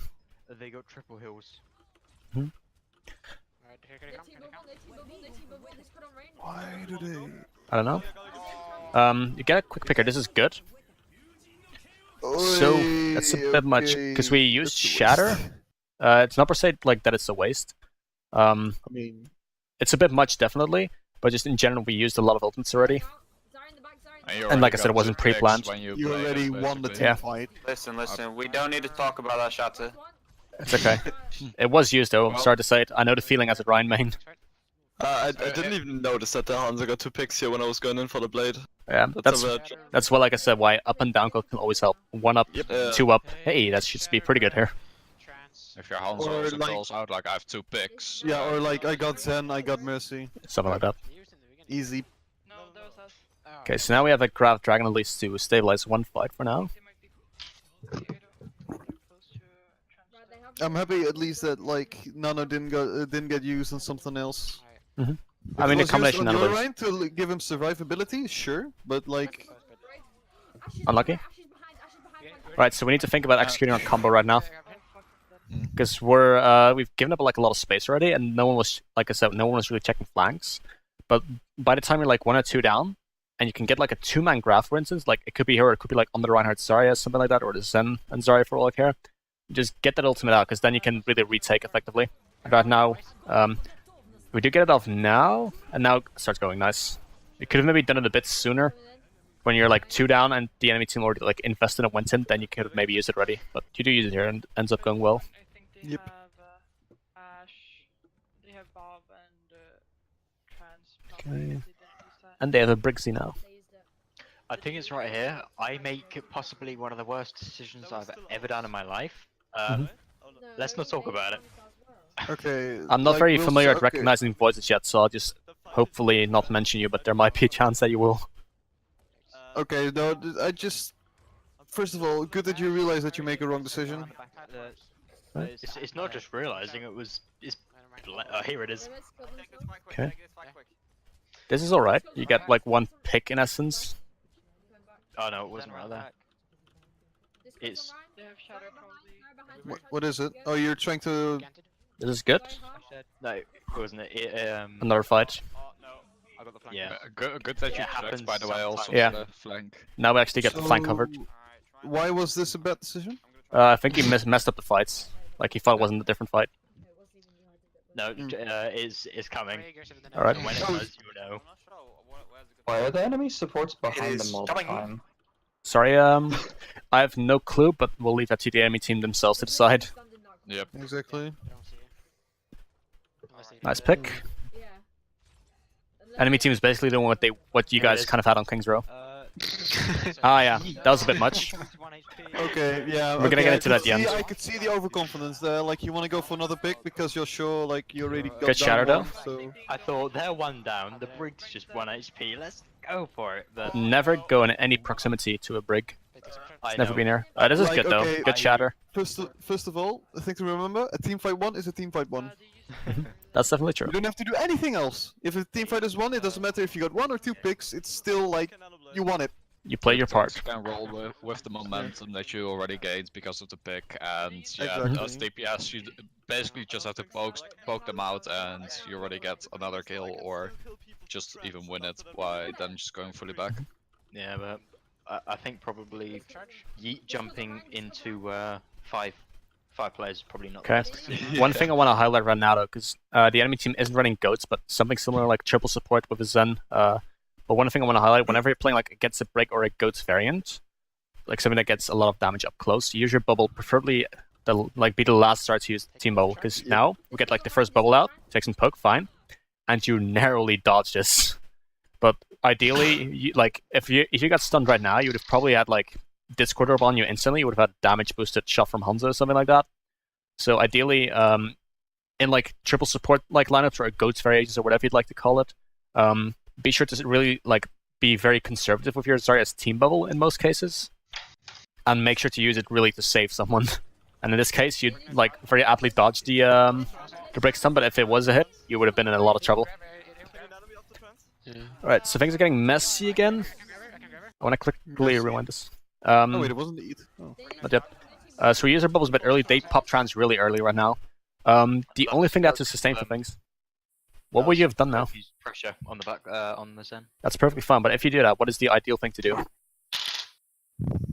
Run back, give him some space, and start to use your ultimates when their Zen trans is over. You can maybe like contest with Nano Blade here. You can maybe like farm the Grav in the meantime and get that one going. But if you have like a Nano Blade, it's very unlikely that this rally break will completely stop you in your track. You'll get 1 or 2 kills at very least. So if you force out that Transcendence early, that's really good. But then do keep in mind, if they're like Transcendencing towards you, then it's time to get back, because you only have to like, if you're running just shielding this corner with some people, you only need that little bit of point presence to just keep it from progressing. And if you can then come back with the Nano Blade when the trans is over, that's perfectly fine. But now we give him like, we play up a bit aggressively, people take a lot of damage, and it's just very hard to sustain through this. Yes, we should grab here. It's unlucky that he instantly got clipped, I suppose. But now, because we didn't like set it up that well, we couldn't get the Nano Blade going, and then we just like kind of panic ult the Hanzo Dragon combo, but then you've already lost like 3 or 4 people, and then the rest comes in. And I just a bit messy there again. What was really bad was that like we couldn't get the Nano Blade off after the trans because the Ana died early. It's not per se the Ana dying early. It's not clicked into the face when I was blading. It's not per se those two things, but just like in general, the setup, like baiting the trans out was good, but then the setup afterwards is just not clean, and that's not per se the fault of an Ana dying or the fault of X person clicking my head. It wasn't meant to say it. No, like that. But like, it's a bit unlucky, but you could have prevented it by a good team setup. That's what I mean. Yeah, okay. Right, so we're going out on attack now. Wait, by the way. Yeah. What was it about using bubbles against goats? Try to use it as late as you can, and use it very specifically to block crowd control elements. Don't use it just to get charged, because trust me, when the goats comp gets in your face and starts swinging, you'll get your charge. Okay. Yeah. So really focus on like blocking brick stuns and stuff like that. Yep. It's more against goats saving your run. Yeah. Mm-hmm. Okay, their Mercy was up close. This is very scrappy, but this is a good trade. Here we get like the example of a soft reset. You trade 1 for 1. You have Lucio, they don't. You have a quicker spawn. Just chill for a bit, and you'll be back sooner. I'm going Widow, okay? And then like you're the exception here, Sombra. You can maybe like do some scouting or setup. I can destroy that Widow usually. But we're gonna see you die, which is a bit unfortunate. I would say this poke is not needed at all, and if you decide to do it, translocate out. Because now you basically wasted your chance at a 6v5 team fight in your advantage. No, I thought she's 1 HP. I meant Yeah, but like I destroy their widows mostly. True, but it's not per se about like whether you win the mechanical duel or not, or whether you like kill them. Like taking the fight in general was not per se needed, and dying was not at all like called for if you have a soft reset where you have like a quicker spawn advantage and a Lucio. So it was just required that you didn't die, whatever happened. And you do end up like, we get a bit of a scrappy team fight where we're very much, like where you were fighting what is very split from this. And we do end up winning this. But once again, if you just had like a proper like 6 regroup and you didn't die there, which just would have been that much easier. I'm flanking around. They're on me. Hands one. Hands are dead. Mercy, I wanna grab him. Mercy dead. That Widow's still behind you. True. They have Widow. Was it? That's your widow. No, that's your widow. I'm fucking Unlucky. That is what we call an unlucky in the business. Yeah. I hate 80 crouch, and I hated Krilla to fucking highlight that. Don't worry, we'll highlight you at all times. You shouldn't not. You should actually not be worried about that. Honestly. Mechanics come with practice, but like we're mostly looking at like good decisions and whatnot. It's about team play now. It's not Yeah. about like. Can I click the head? People. Yeah, exactly. Alright, so let's see what we have here. Enemy team has a interesting team comp with a solo heal again, with a lot of range. It's going to be a bit rough getting a good grab off here, but we could opt for like some different compositions maybe. But we'll see how things develop. We get the first pick, it's really good. I'm reloading. I'd definitely think about grabbing those 2 tanks here when they're together. Right, I understand that you want to like, I understand you want to counter shatter, and in quite a few cases, if you're still up, it's quite okay. But the enemy team is not in any proximity to per se follow up, so you can also just counterpin him. There's no risk for you to counterpin this. Yeah. Either way though, they used 2 ultimates and you just used 1, which is shatter. So it's okay to just regroup this now. Especially because you lost your Lucio, you can't push in quickly now. Okay, you lose 1, trade 1 for 1. We're investing quite heavily in a fight that isn't really favorable. And we do get like some random picks now. Soldier did waste their visor though. Yeah, but that's a bit fortunate. It's a bit lucky. Most of the times when you're on like a 2CP map, especially on second point, you're not in an advantage when you trade. Yes, you cannot fight 5v5, and you can definitely not fight 5v6. Yep, you went down like your Lucio quite early, but you got a pick on the Reinhardt. There isn't really, especially because I invested like 2 ults, I would just say to wait a bit on my Lucio. Yeah. And try and fight it again 6v6. Okay, so one thing I'm noticing right now is that Summer's oftentimes like playing a bit flanky solo missions, and that's not really what you want to do with Summer. You really want to set up like good opportunities to counteract their mostly like their Moira or their tanks. You're going into this match. I hadn't really played Sombra much. Yeah, he's More learning practice. the hero in this map. Alright, that's fair enough. Let's get it in with more practice.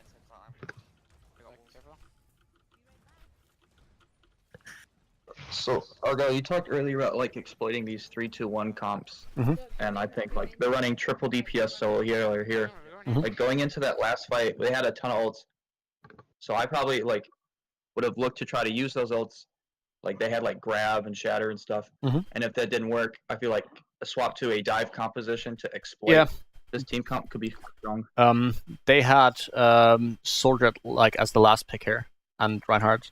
So what I would do is just literally play Winston Diva. You can keep his Sombra and then probably go for a Genji or a Tracer, because then all their range damage cannot find value, because all of you are always hidden on like sneaky little spots. They can always jump in and out. There are That's actually 2 one ways example. to counter that, like what Argyll said. Hack Moira, so that you can use Fade, dive Moira. Yeah, or, or with this just current run tank Ghost composition. Run over their front line, because they don't have enough sustain. Yeah, or you can just play like all the mobile heroes that just avoid their sidelines. Yeesh. Oh, I trade 1 for 1. Is it kind of time to go back again? It's definitely time to go back again. Basically, like against general hit scan, you can even say like fast and explosive playstyles. Always counter hit scans, because you're playing them with good natural cover, while they can't get any poke in. Think of classic dive as an example. You also try and play cover really well, and just try and show yourself last second that you're actually almost on them already the moment they spot you. And the same thing goes a bit then with when you're doing it with goats, only then on the tanks and stuff. Let's just say the hit scan. Right, so we're quite adamant about going for this right side spot. I don't see this a great deal, and you are at risk of getting booped off. But it does kind of avoid some sidelines in main, so that's fair enough. 3, 2, 1. Right, this EMP is a bit off-timed, mostly because you literally got grabbed. You could have what I would have done in general. Like we're wasting shatter a bit as well, but what I would have done. Okay, we're kind of fighting. All fine. We get grabbed.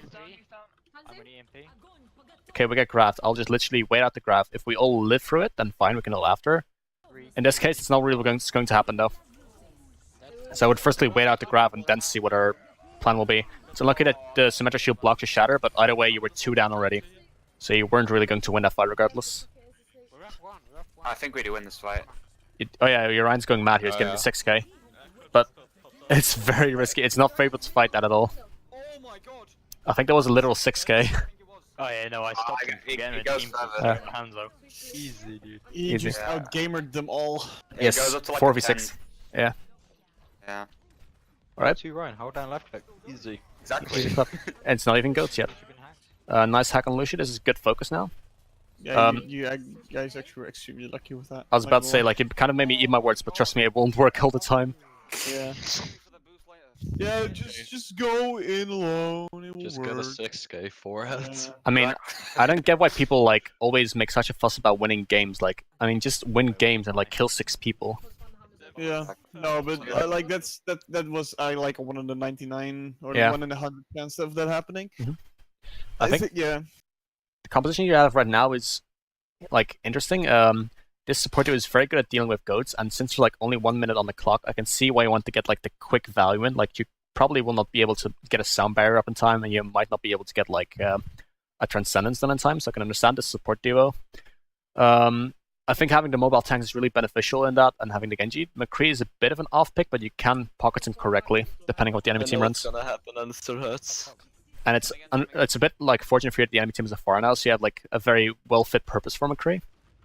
Sim Farah? Sim, Ana, Farah. Oh no, Sim's not around. Sim turret right next to you on your right. This is not Okay, so there's one thing I'm noticing now. We're a bit split, but there's like 2 people right now that are very vulnerable in your comp, and it's those 2. And it doesn't seem like anyone's greatly helping them yet. As I can see, for instance, you have a damage boost on a hit scan possibly, but most of the healing and damage boost oftentimes goes onto tanks right now, which is not really ideal. I would rather see, like, if you're playing with a McCree, he's quite vulnerable to being dope, so I would like to see him set up a lot. We do end up like cleaning up the fight. You lose your Mercy, but in general, your McCree was very low, and Ana was also in a bit of a predicament at some point when she was being chased. So you do like end up clutching it in a sense, but like once again, your McCree is once again very low, and I would need a lot more setup to make him work consistently. Yeah, I can't remember exactly if it was that fight, but I think a D.Va jumped on Arana. Could be. So I thought, you know, 2 birds with 1 stone. Save the Ana and have Ana heal me. Yeah, it's a bit like that, but do keep in mind, like I said, those people will need setup. Those vulnerable targets, sorry. Okay, nice grenade here. This is good. And this is like, okay, this is an unfortunate example, but like especially like when we're high nooning, no healing beam, no matrix, no monkey bubble. This is very rough to play McCree like that, because you're so vulnerable. I have a little tip for that, by the way. Yeah. When you're high nooning, this is also explained with the D.Va. This is also explained by Surefor, who had a little like 1 tip versus every whatever the fuck with Karq. If you're high nooning, commit to one side or like go one side. Then when you hear Sleep Dart come out, commit to the other side. I mean, that's just like the individual tip on like dodging sleeps, but in general, it's nice to have like a bit of setup for your McCree when he starts doing that high noon. And next to that, don't use high noon. Just use it just for don't. Reload. Yeah. Yeah, it's actually a just reload forehead. Well, you can use it like as a zoning tool, for example, in overtime situations. But your team, you really need to call it yourself, and also need, your team actually protecting him with it. Like Argyll said, with the setup again, you need to put resources into the high noon to get actually value out of it if you want to use it like that. So let's see. Individual wise, yeah, you can say like you can sometimes use this reload, especially in middle fights. Yeah. Bastion, Torb, and Sombra. Okay, so they have... So this is quad DPS. Quad DPS, okay. We're gonna suppose this is a serious composition that the enemy is running. We do not, like, we're kind of afraid of the Bastion, and we're kind of afraid of Torbjorn. So one of the things that we want to do is close the gap with them, same thing for the Junkrat, without taking too much damage from range. So I think having those two tanks is really good because you can circumnavigate a lot of their like damage and sidelines. And I think this is also kind of fun. You might opt for like Lucio Ana, but those like kind of nitpicky things. Sorry, but I think the composition you have right now is pretty good for this. But what I would do now, I would have like people drop from the staircase here and just create multiple like angles of damage and one person through here, because they have only one shield, that's Rissa, and they have only one healer, that being Ana. So I think focusing those down a lot more could really help you like a lot already. Okay, hang on. Yeah. For a second. We get the hack off on Ana. Yes. Duck. You hacked the Ana. You saw her position. Call it out to your team. They could have dove her, and she would have been dead. It's outside of like I think the hack on her is good because it's the only healer, so like making her vulnerable and exposed is fair. You said you were practicing your summer, right? That's right. Yeah. Okay. Just for now, then, call your shit out. Helps. If you see an Ana that's over, if you see an Ana like, oh, Ana is positioned like back Back to point, left. but not with team. Yeah, back left. Mhm. And you're going to say like, I want to hack her. Then your team can set up for a dive for that. Mhm. Because if you dove that, she would have been dead, and that team would have had no healing. We're swapping comp, which I mean, there's other ways to counter this, so it's fair enough. But the current composition you have is also quite alright for dealing with this. You did hack their health back, which is good. Okay, so here I want to highlight one thing. This is incredibly niche, but if people ever play Torbjorn and Bastion on the same line, put a Mei wall. Walls up the Bastion, disables the turret. It's a very niche thing. It's only for Bastion and Torbjorn compositions, like in one team. Yes, I mean you can also just play Mei as a flex DPS. Yeah. It's a very niche pick, but okay, so now we're doing good things. This is good because like I don't know why they precisely were there, but you're doing a good job at avoiding the Bastion sidelines, and you're like getting kills in at areas where they cannot help each other out. So this is really good for you. Very good of analyzing the situation. Yep. Okay, having the Fire Mercy swap is also good. It can still deal with their comp very well, and now you're just cleaning up. This is really nice. Yes. Unlucky Winston, but it's not the biggest deal in the world right now. That specific positioning, you already like cleaned up the fight quite well, and you took it much better than they did. Hacking Bastion is a bit unfortunate, but yeah, you could have better hacked the Orisa there because she wouldn't have placed the shield. She couldn't. Right. Yeah. Okay. We do end up winning this though, and now we're gonna get into some general summary when the screen is a bit black. Okay, so I wanted to start with one thing first. We wanted to start with communications, right? I guess. Yes. Alright, so let's start off with comms. Alright. Okay. Yeah, who wants to start? So let's start off with some general things, like what most teams will do is that they have one person doing the target calling, and it is usually the main tank, and otherwise possibly the off tank. What that basically means, if you're a target caller, is that you decide who will be focused down at what time. So let's say if you're playing Reinhardt, and they have just used their team bubble, you're like, hey, wow, we can totally get on the Rhine. You can just say, focus the Reinhardt, no team bubble, something like that. So what you generally want to do then is really like create focus fire for a team. So make sure that like a lot of members from your team can focus the same target down. And what you want to do is shout out the enemy's hero name, his positioning, and his status. So for instance, Reinhardt, left mega, let's say that LM right now, and half HP, for instance. Also maybe like a general-ish tip. As a player, for example, you're playing Zarya, and you see that their Zarya uses Team Bubble, you as Zarya can say they use Team Bubble. Yes, that's one of the other things we can get into. So there's also, and this is kind of going into Gadget's territory, so I think we're going to go into ult tracking, ult management, and ability management now, Gadget. Would you like to elaborate a bit? Sure. I want to say also something with target calling. You can also do the bit pre-fight, like, hey, they have Ana, it's low mobility. I'm gonna try and go for her at the start. Yes, so they can have like a pre-planned and a bit of during the fight. Yeah, depends also a bit if she's out. Let's say if the Zarya is completely out of position, of course you're going for the Zarya instead of the Ana. But otherwise you're just otherwise try and also make at least if you're not or if you're that your team is prepared. That's what I want to say for that dive on the Ana already. Right. So then we wanted to go into ultimate tracking, ultimate management, and ability tracking and management. Can I quickly say something about target calling? Yes, you may. I saw this thing and I'm not sure how useful it is, but it said something about the least mobile hero target calling. every comp, so that way It's everyone usually applies the value. there's multiple reasons why I fancy the main tank. Firstly, the main tank is essentially always the one person that engages the fight.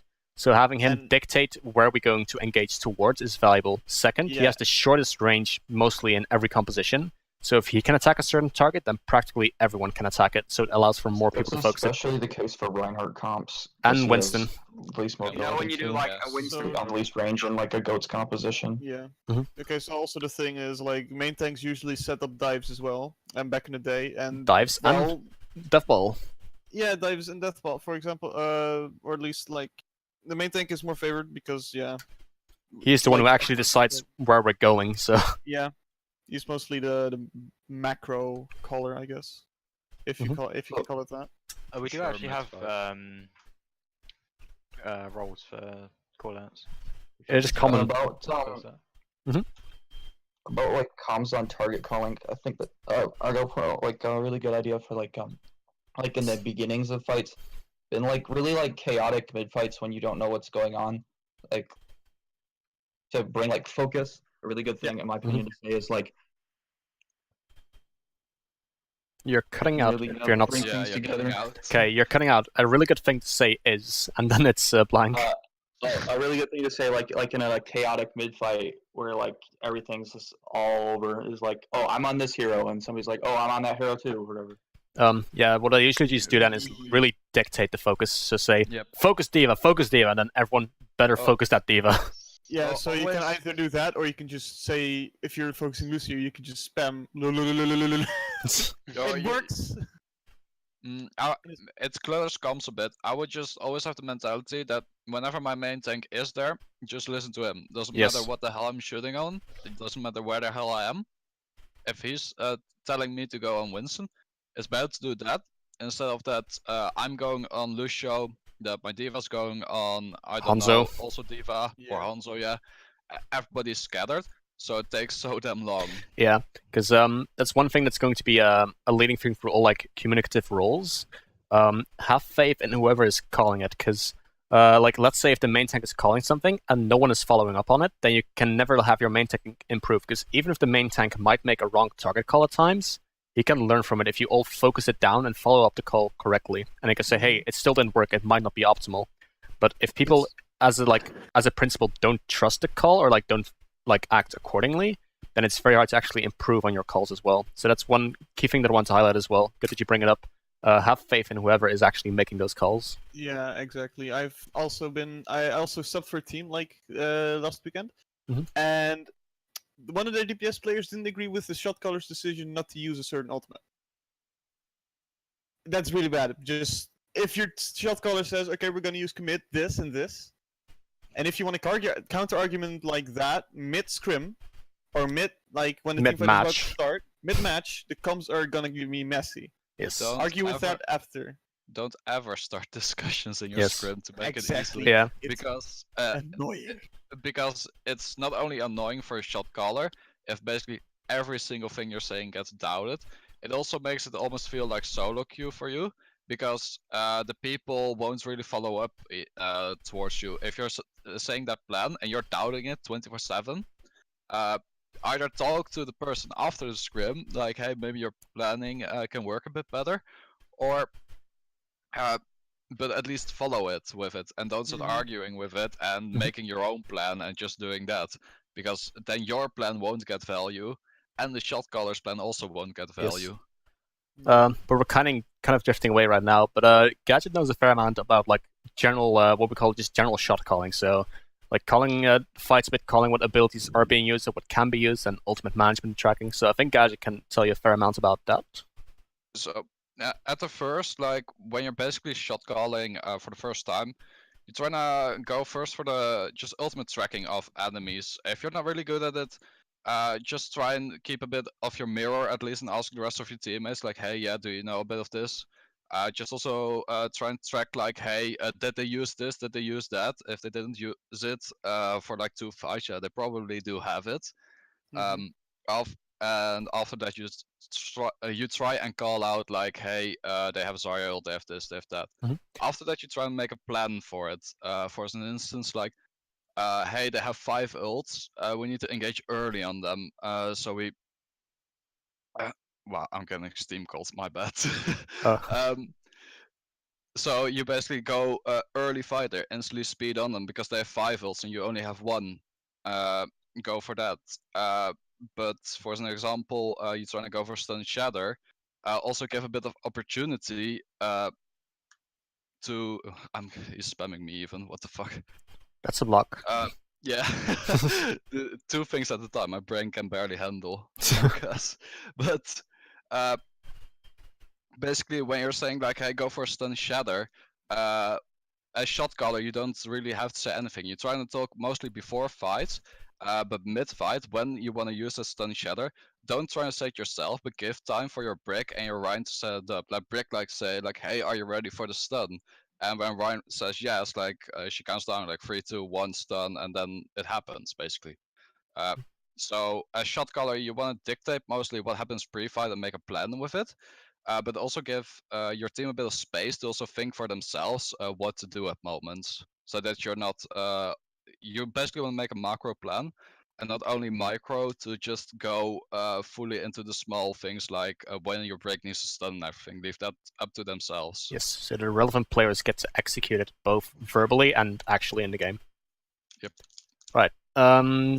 So that's like more on the base of like Ultimate. Would you have any additions or suggestions in terms of like ability tracking and management, or is it kind of the same deal? Track the abilities, act accordingly, and have the relevant players execute their thing.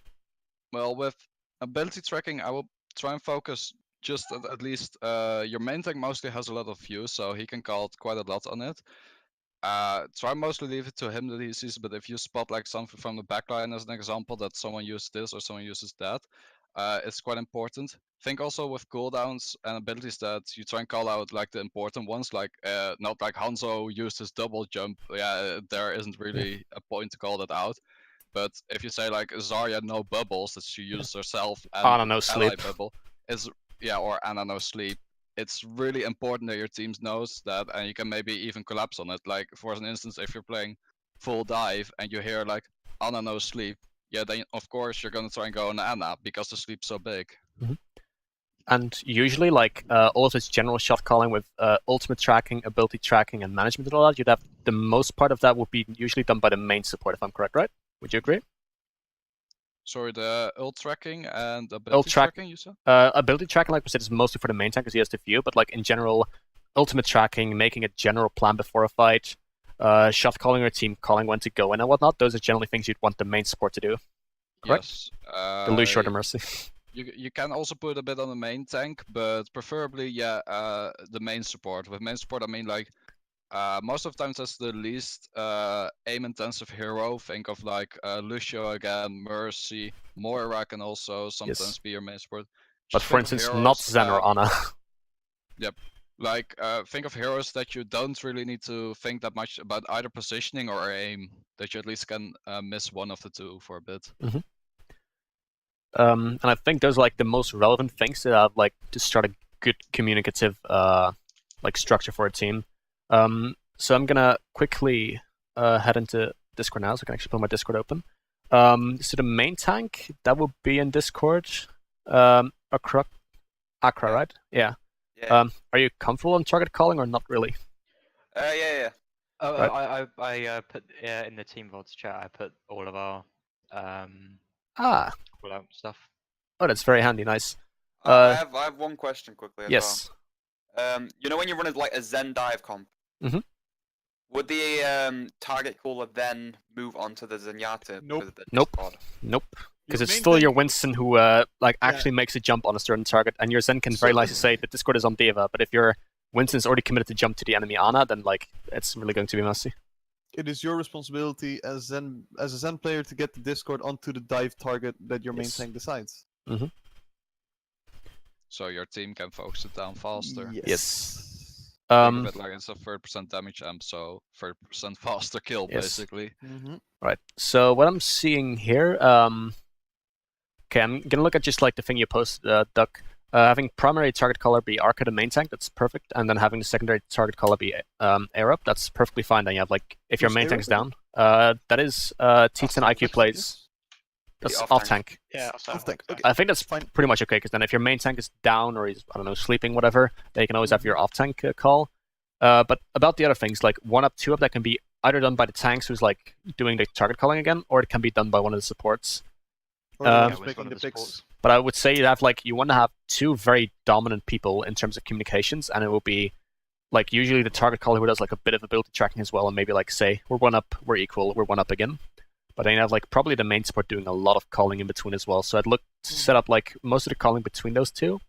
And if I'm not mistaken, Lumi, you usually play Lucia and Mercy for the team, right? If she's still there. No, Gali and I have a thing where, so I play Lucio. Yeah. But when there's a Zen in the team comp, Galia plays Zen, and I play like Anna or whatever. I see. And it's supposed to be played. And does Galia play Anna often? What? Does Galia play Anna often, or? No, she plays Anna when I play Lucio, because she doesn't like Lucio. I don't like Zen. Okay. So we kind of have our own thing. I see. So like if you have a double healer or like double main heal, so like Mercy Anna for example, if you have like a sniper that needs to be damage boosted, then I go Anna and she goes Mercy. So she's probably class Lumi as the main support. Yeah, in terms of hero pool, but I would like to. Yeah, go for it. To Zen, especially like basically only in like in the Zen-Goats, like Snows or whatever it's called. Zen-Goats is called Zen-Goats. Is it a bad idea to put the DPS on the Zen instead of the Brig? What? Oh yeah, hold up. I gotta draw this. So if you're running Goats, I'm gonna delete the one message I had sent right now. But if you're playing Goats, right? Reinhardt is your main tank. You have D.Va as your off tank usually, not Zarya. Your hit scan DPS commonly plays Zarya. Then you have your flex DPS commonly play Brig. Then your main support commonly plays Lucio, and then you have your flex support playing, in this case, Zen, right? If you're losing some fights and you need to swap, you can probably keep the D.Va in most comps if you're swapping to dive. But if you have your hit scan player, for instance, play Zenyatta, that means that if you're going to swap compositions, your Zenyatta would have to swap to a DPS, and one of your tanks or other supports would probably have to go to a different support. So the reason why it's main tank, off tank, hit scan, flex DPS, main support, and like flex support, I'll draw it with like FS. Reason for that is that if you're forced to swap to a different composition, you can, in this case, keep the most ult charts the same. So if you're having to swap to a Winston dive comp, you can keep the D.Va, you can probably keep the Lucio. That's 2 intact already. And if you're playing with Ana or Zen, you might even be able to keep the Zen there. Whereas if you're playing, for instance, your hit scan on Zen or your flex DPS and then someone else on Break, that means that if you have to swap to another composition, you'll be forced to make probably 4 or 5 hero swaps, which is a heck of a lot. So that's why you commonly run it this way. I've already told him that. He's just trying to prove me wrong. Okay. Unlucky Foku. Because I love playing Zen and I hate playing Break and I flex DPS. I mean, what can I say? What can I say? People don't like to play Break. It happens. What we've done now is that we've got another player who can play the off tank well. Yeah. And he can also flex onto the DPS just in case we need to swap it. So maps where we run Goats, we put him in instead of Foku. Yeah. And then we've got the Aaron and that guy on the tanks, and then we put Duck onto the Brig. Okay, so personally, it's kind of like I play Brig now. All right, I'm a flex DPS, right? But I play Brig now. Like no scrims for me, just Brig. Yeah. I play Brig. Argyll knows that I can flex onto a lot of heroes. Yep. But I primarily play Brig now. It's like hilarious. It's the nature of the game, really. It's fucking Goats. Like it's the same as like when Messi became meta. Yeah, exactly. But like, imagine this: who would play more heroes, the flex DPS or the main tank? It's the main tank. Yeah. The main tank plays more heroes than the flex DPS does right now. Right, but I think that right now we can calmly transition into the Zen-Goats part quite well. Yes. Whoop. Wonderful handwriting, I love it. I can't see the thingy. I cannot see your handwriting as well. Play and do this. Does that work? No.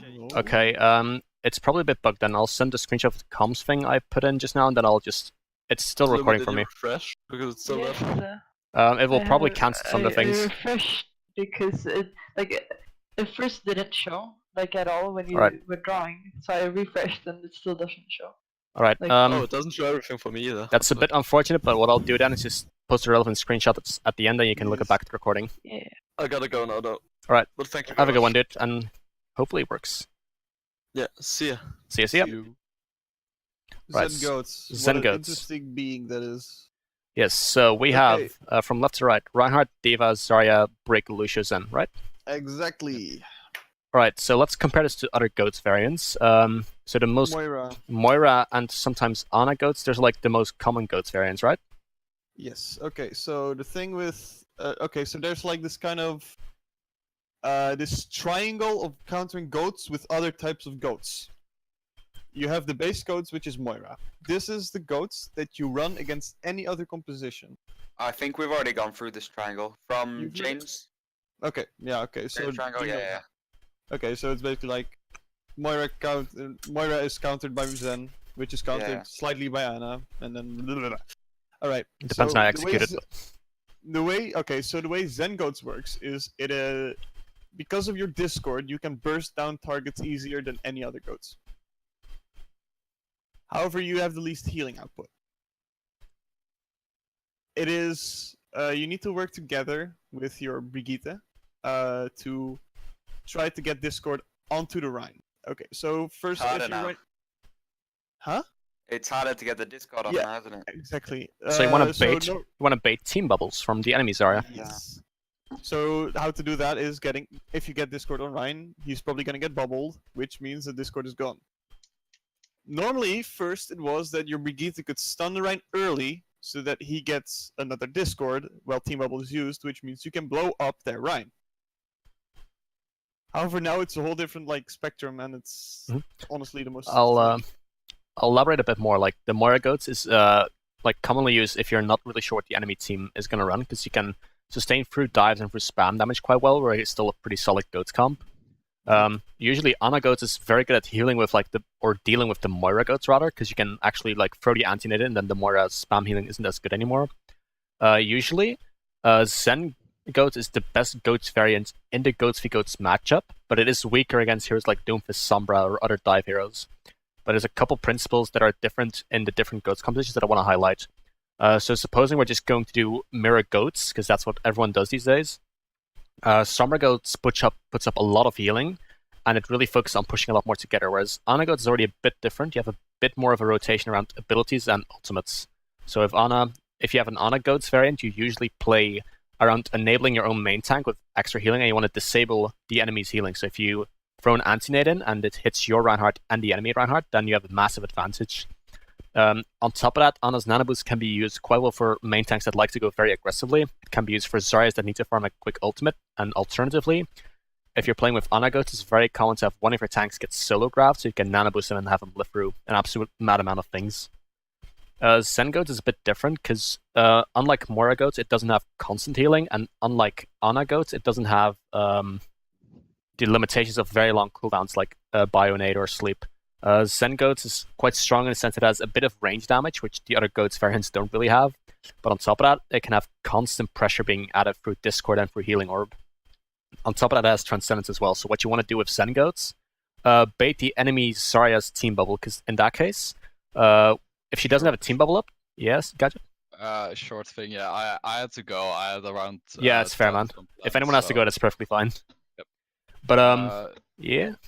Yeah, you can explain further. I think if there are any questions with Goats further, you can always just ask me also. Yeah, or someone else. That's all fine. But yes, yes. have a good one, man. Cool. But with the Zen-Goats, what you'd like to do is bait the enemy Zarya's team bubble, and you can do that through sending some Fire Strikes, having your Diva micro missile something. If they don't do it, then you just have to play it normally. But if you can get your Discord Orb on the enemy Reinhardt, that means their Reinhardt can never play aggressively, in which case your Reinhardt just has a free swinging at his disposal.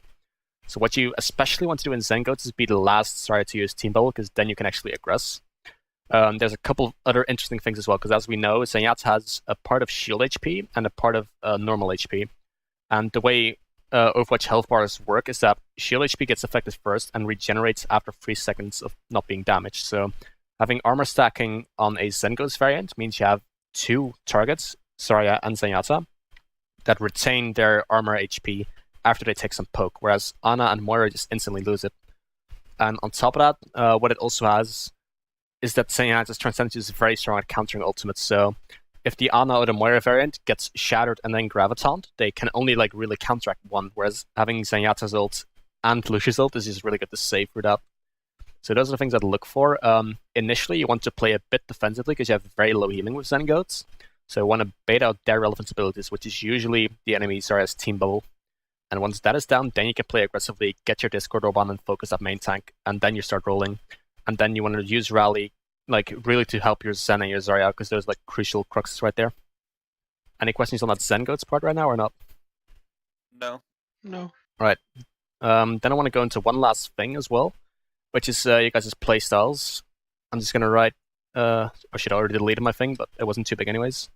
And main tank, off tank, for instance, with hit scan DPS and a flex DPS, and we have a main support and a flex support.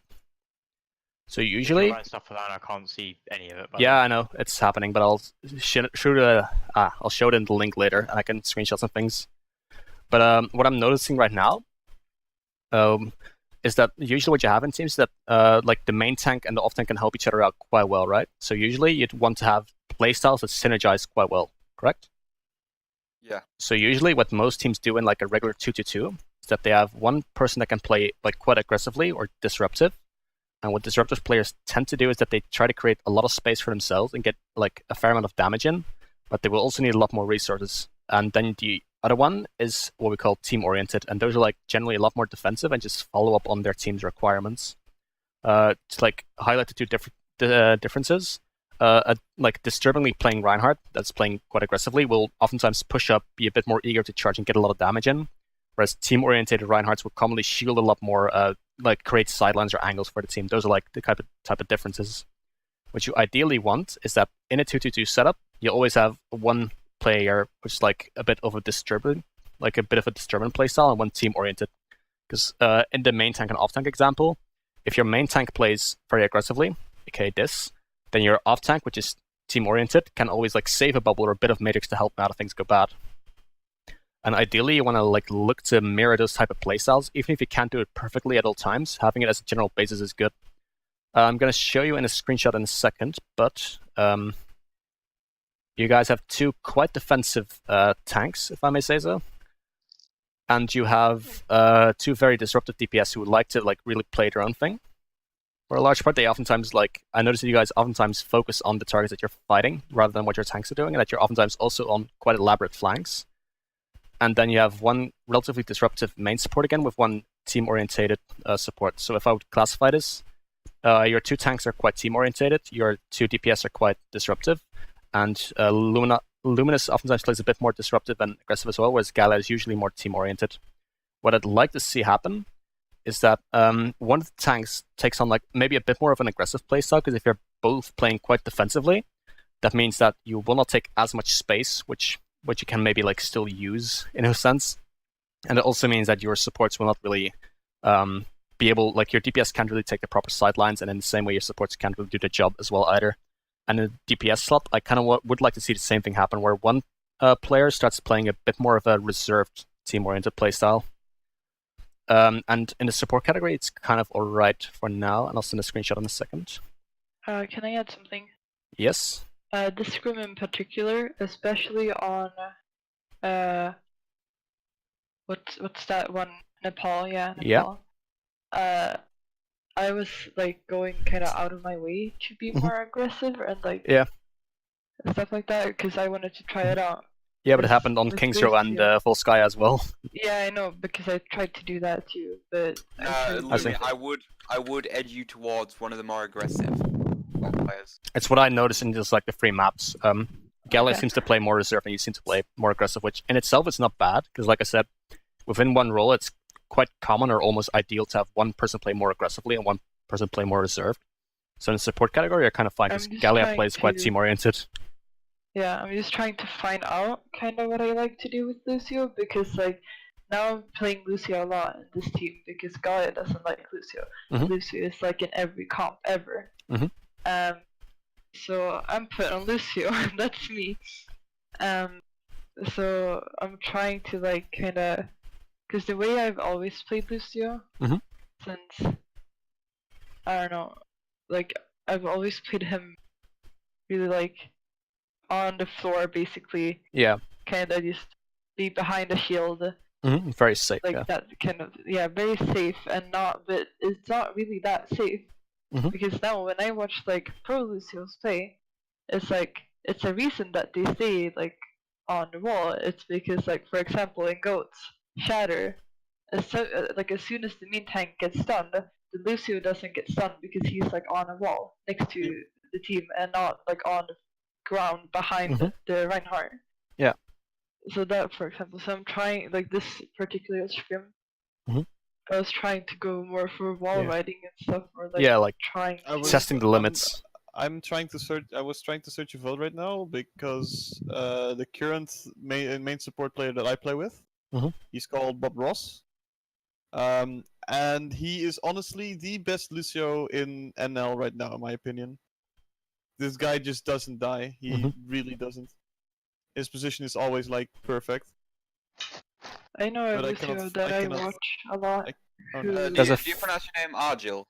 Or it's Argyll. Yeah, what's up? Argyll. Arcrockle. Yeah. With what you're explaining, like with like in the professional scene, what the best example maybe be the NYXL.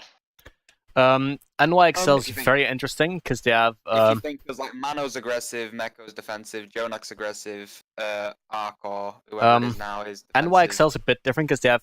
They used to really play around Jonak. Sebiobi was always like I would say Libero is definitely team oriented in a sense, but Sebiobi as well. But they're really focusing on enabling their Zenyatta a lot. So the tanks play quite defensively as well in NYXL.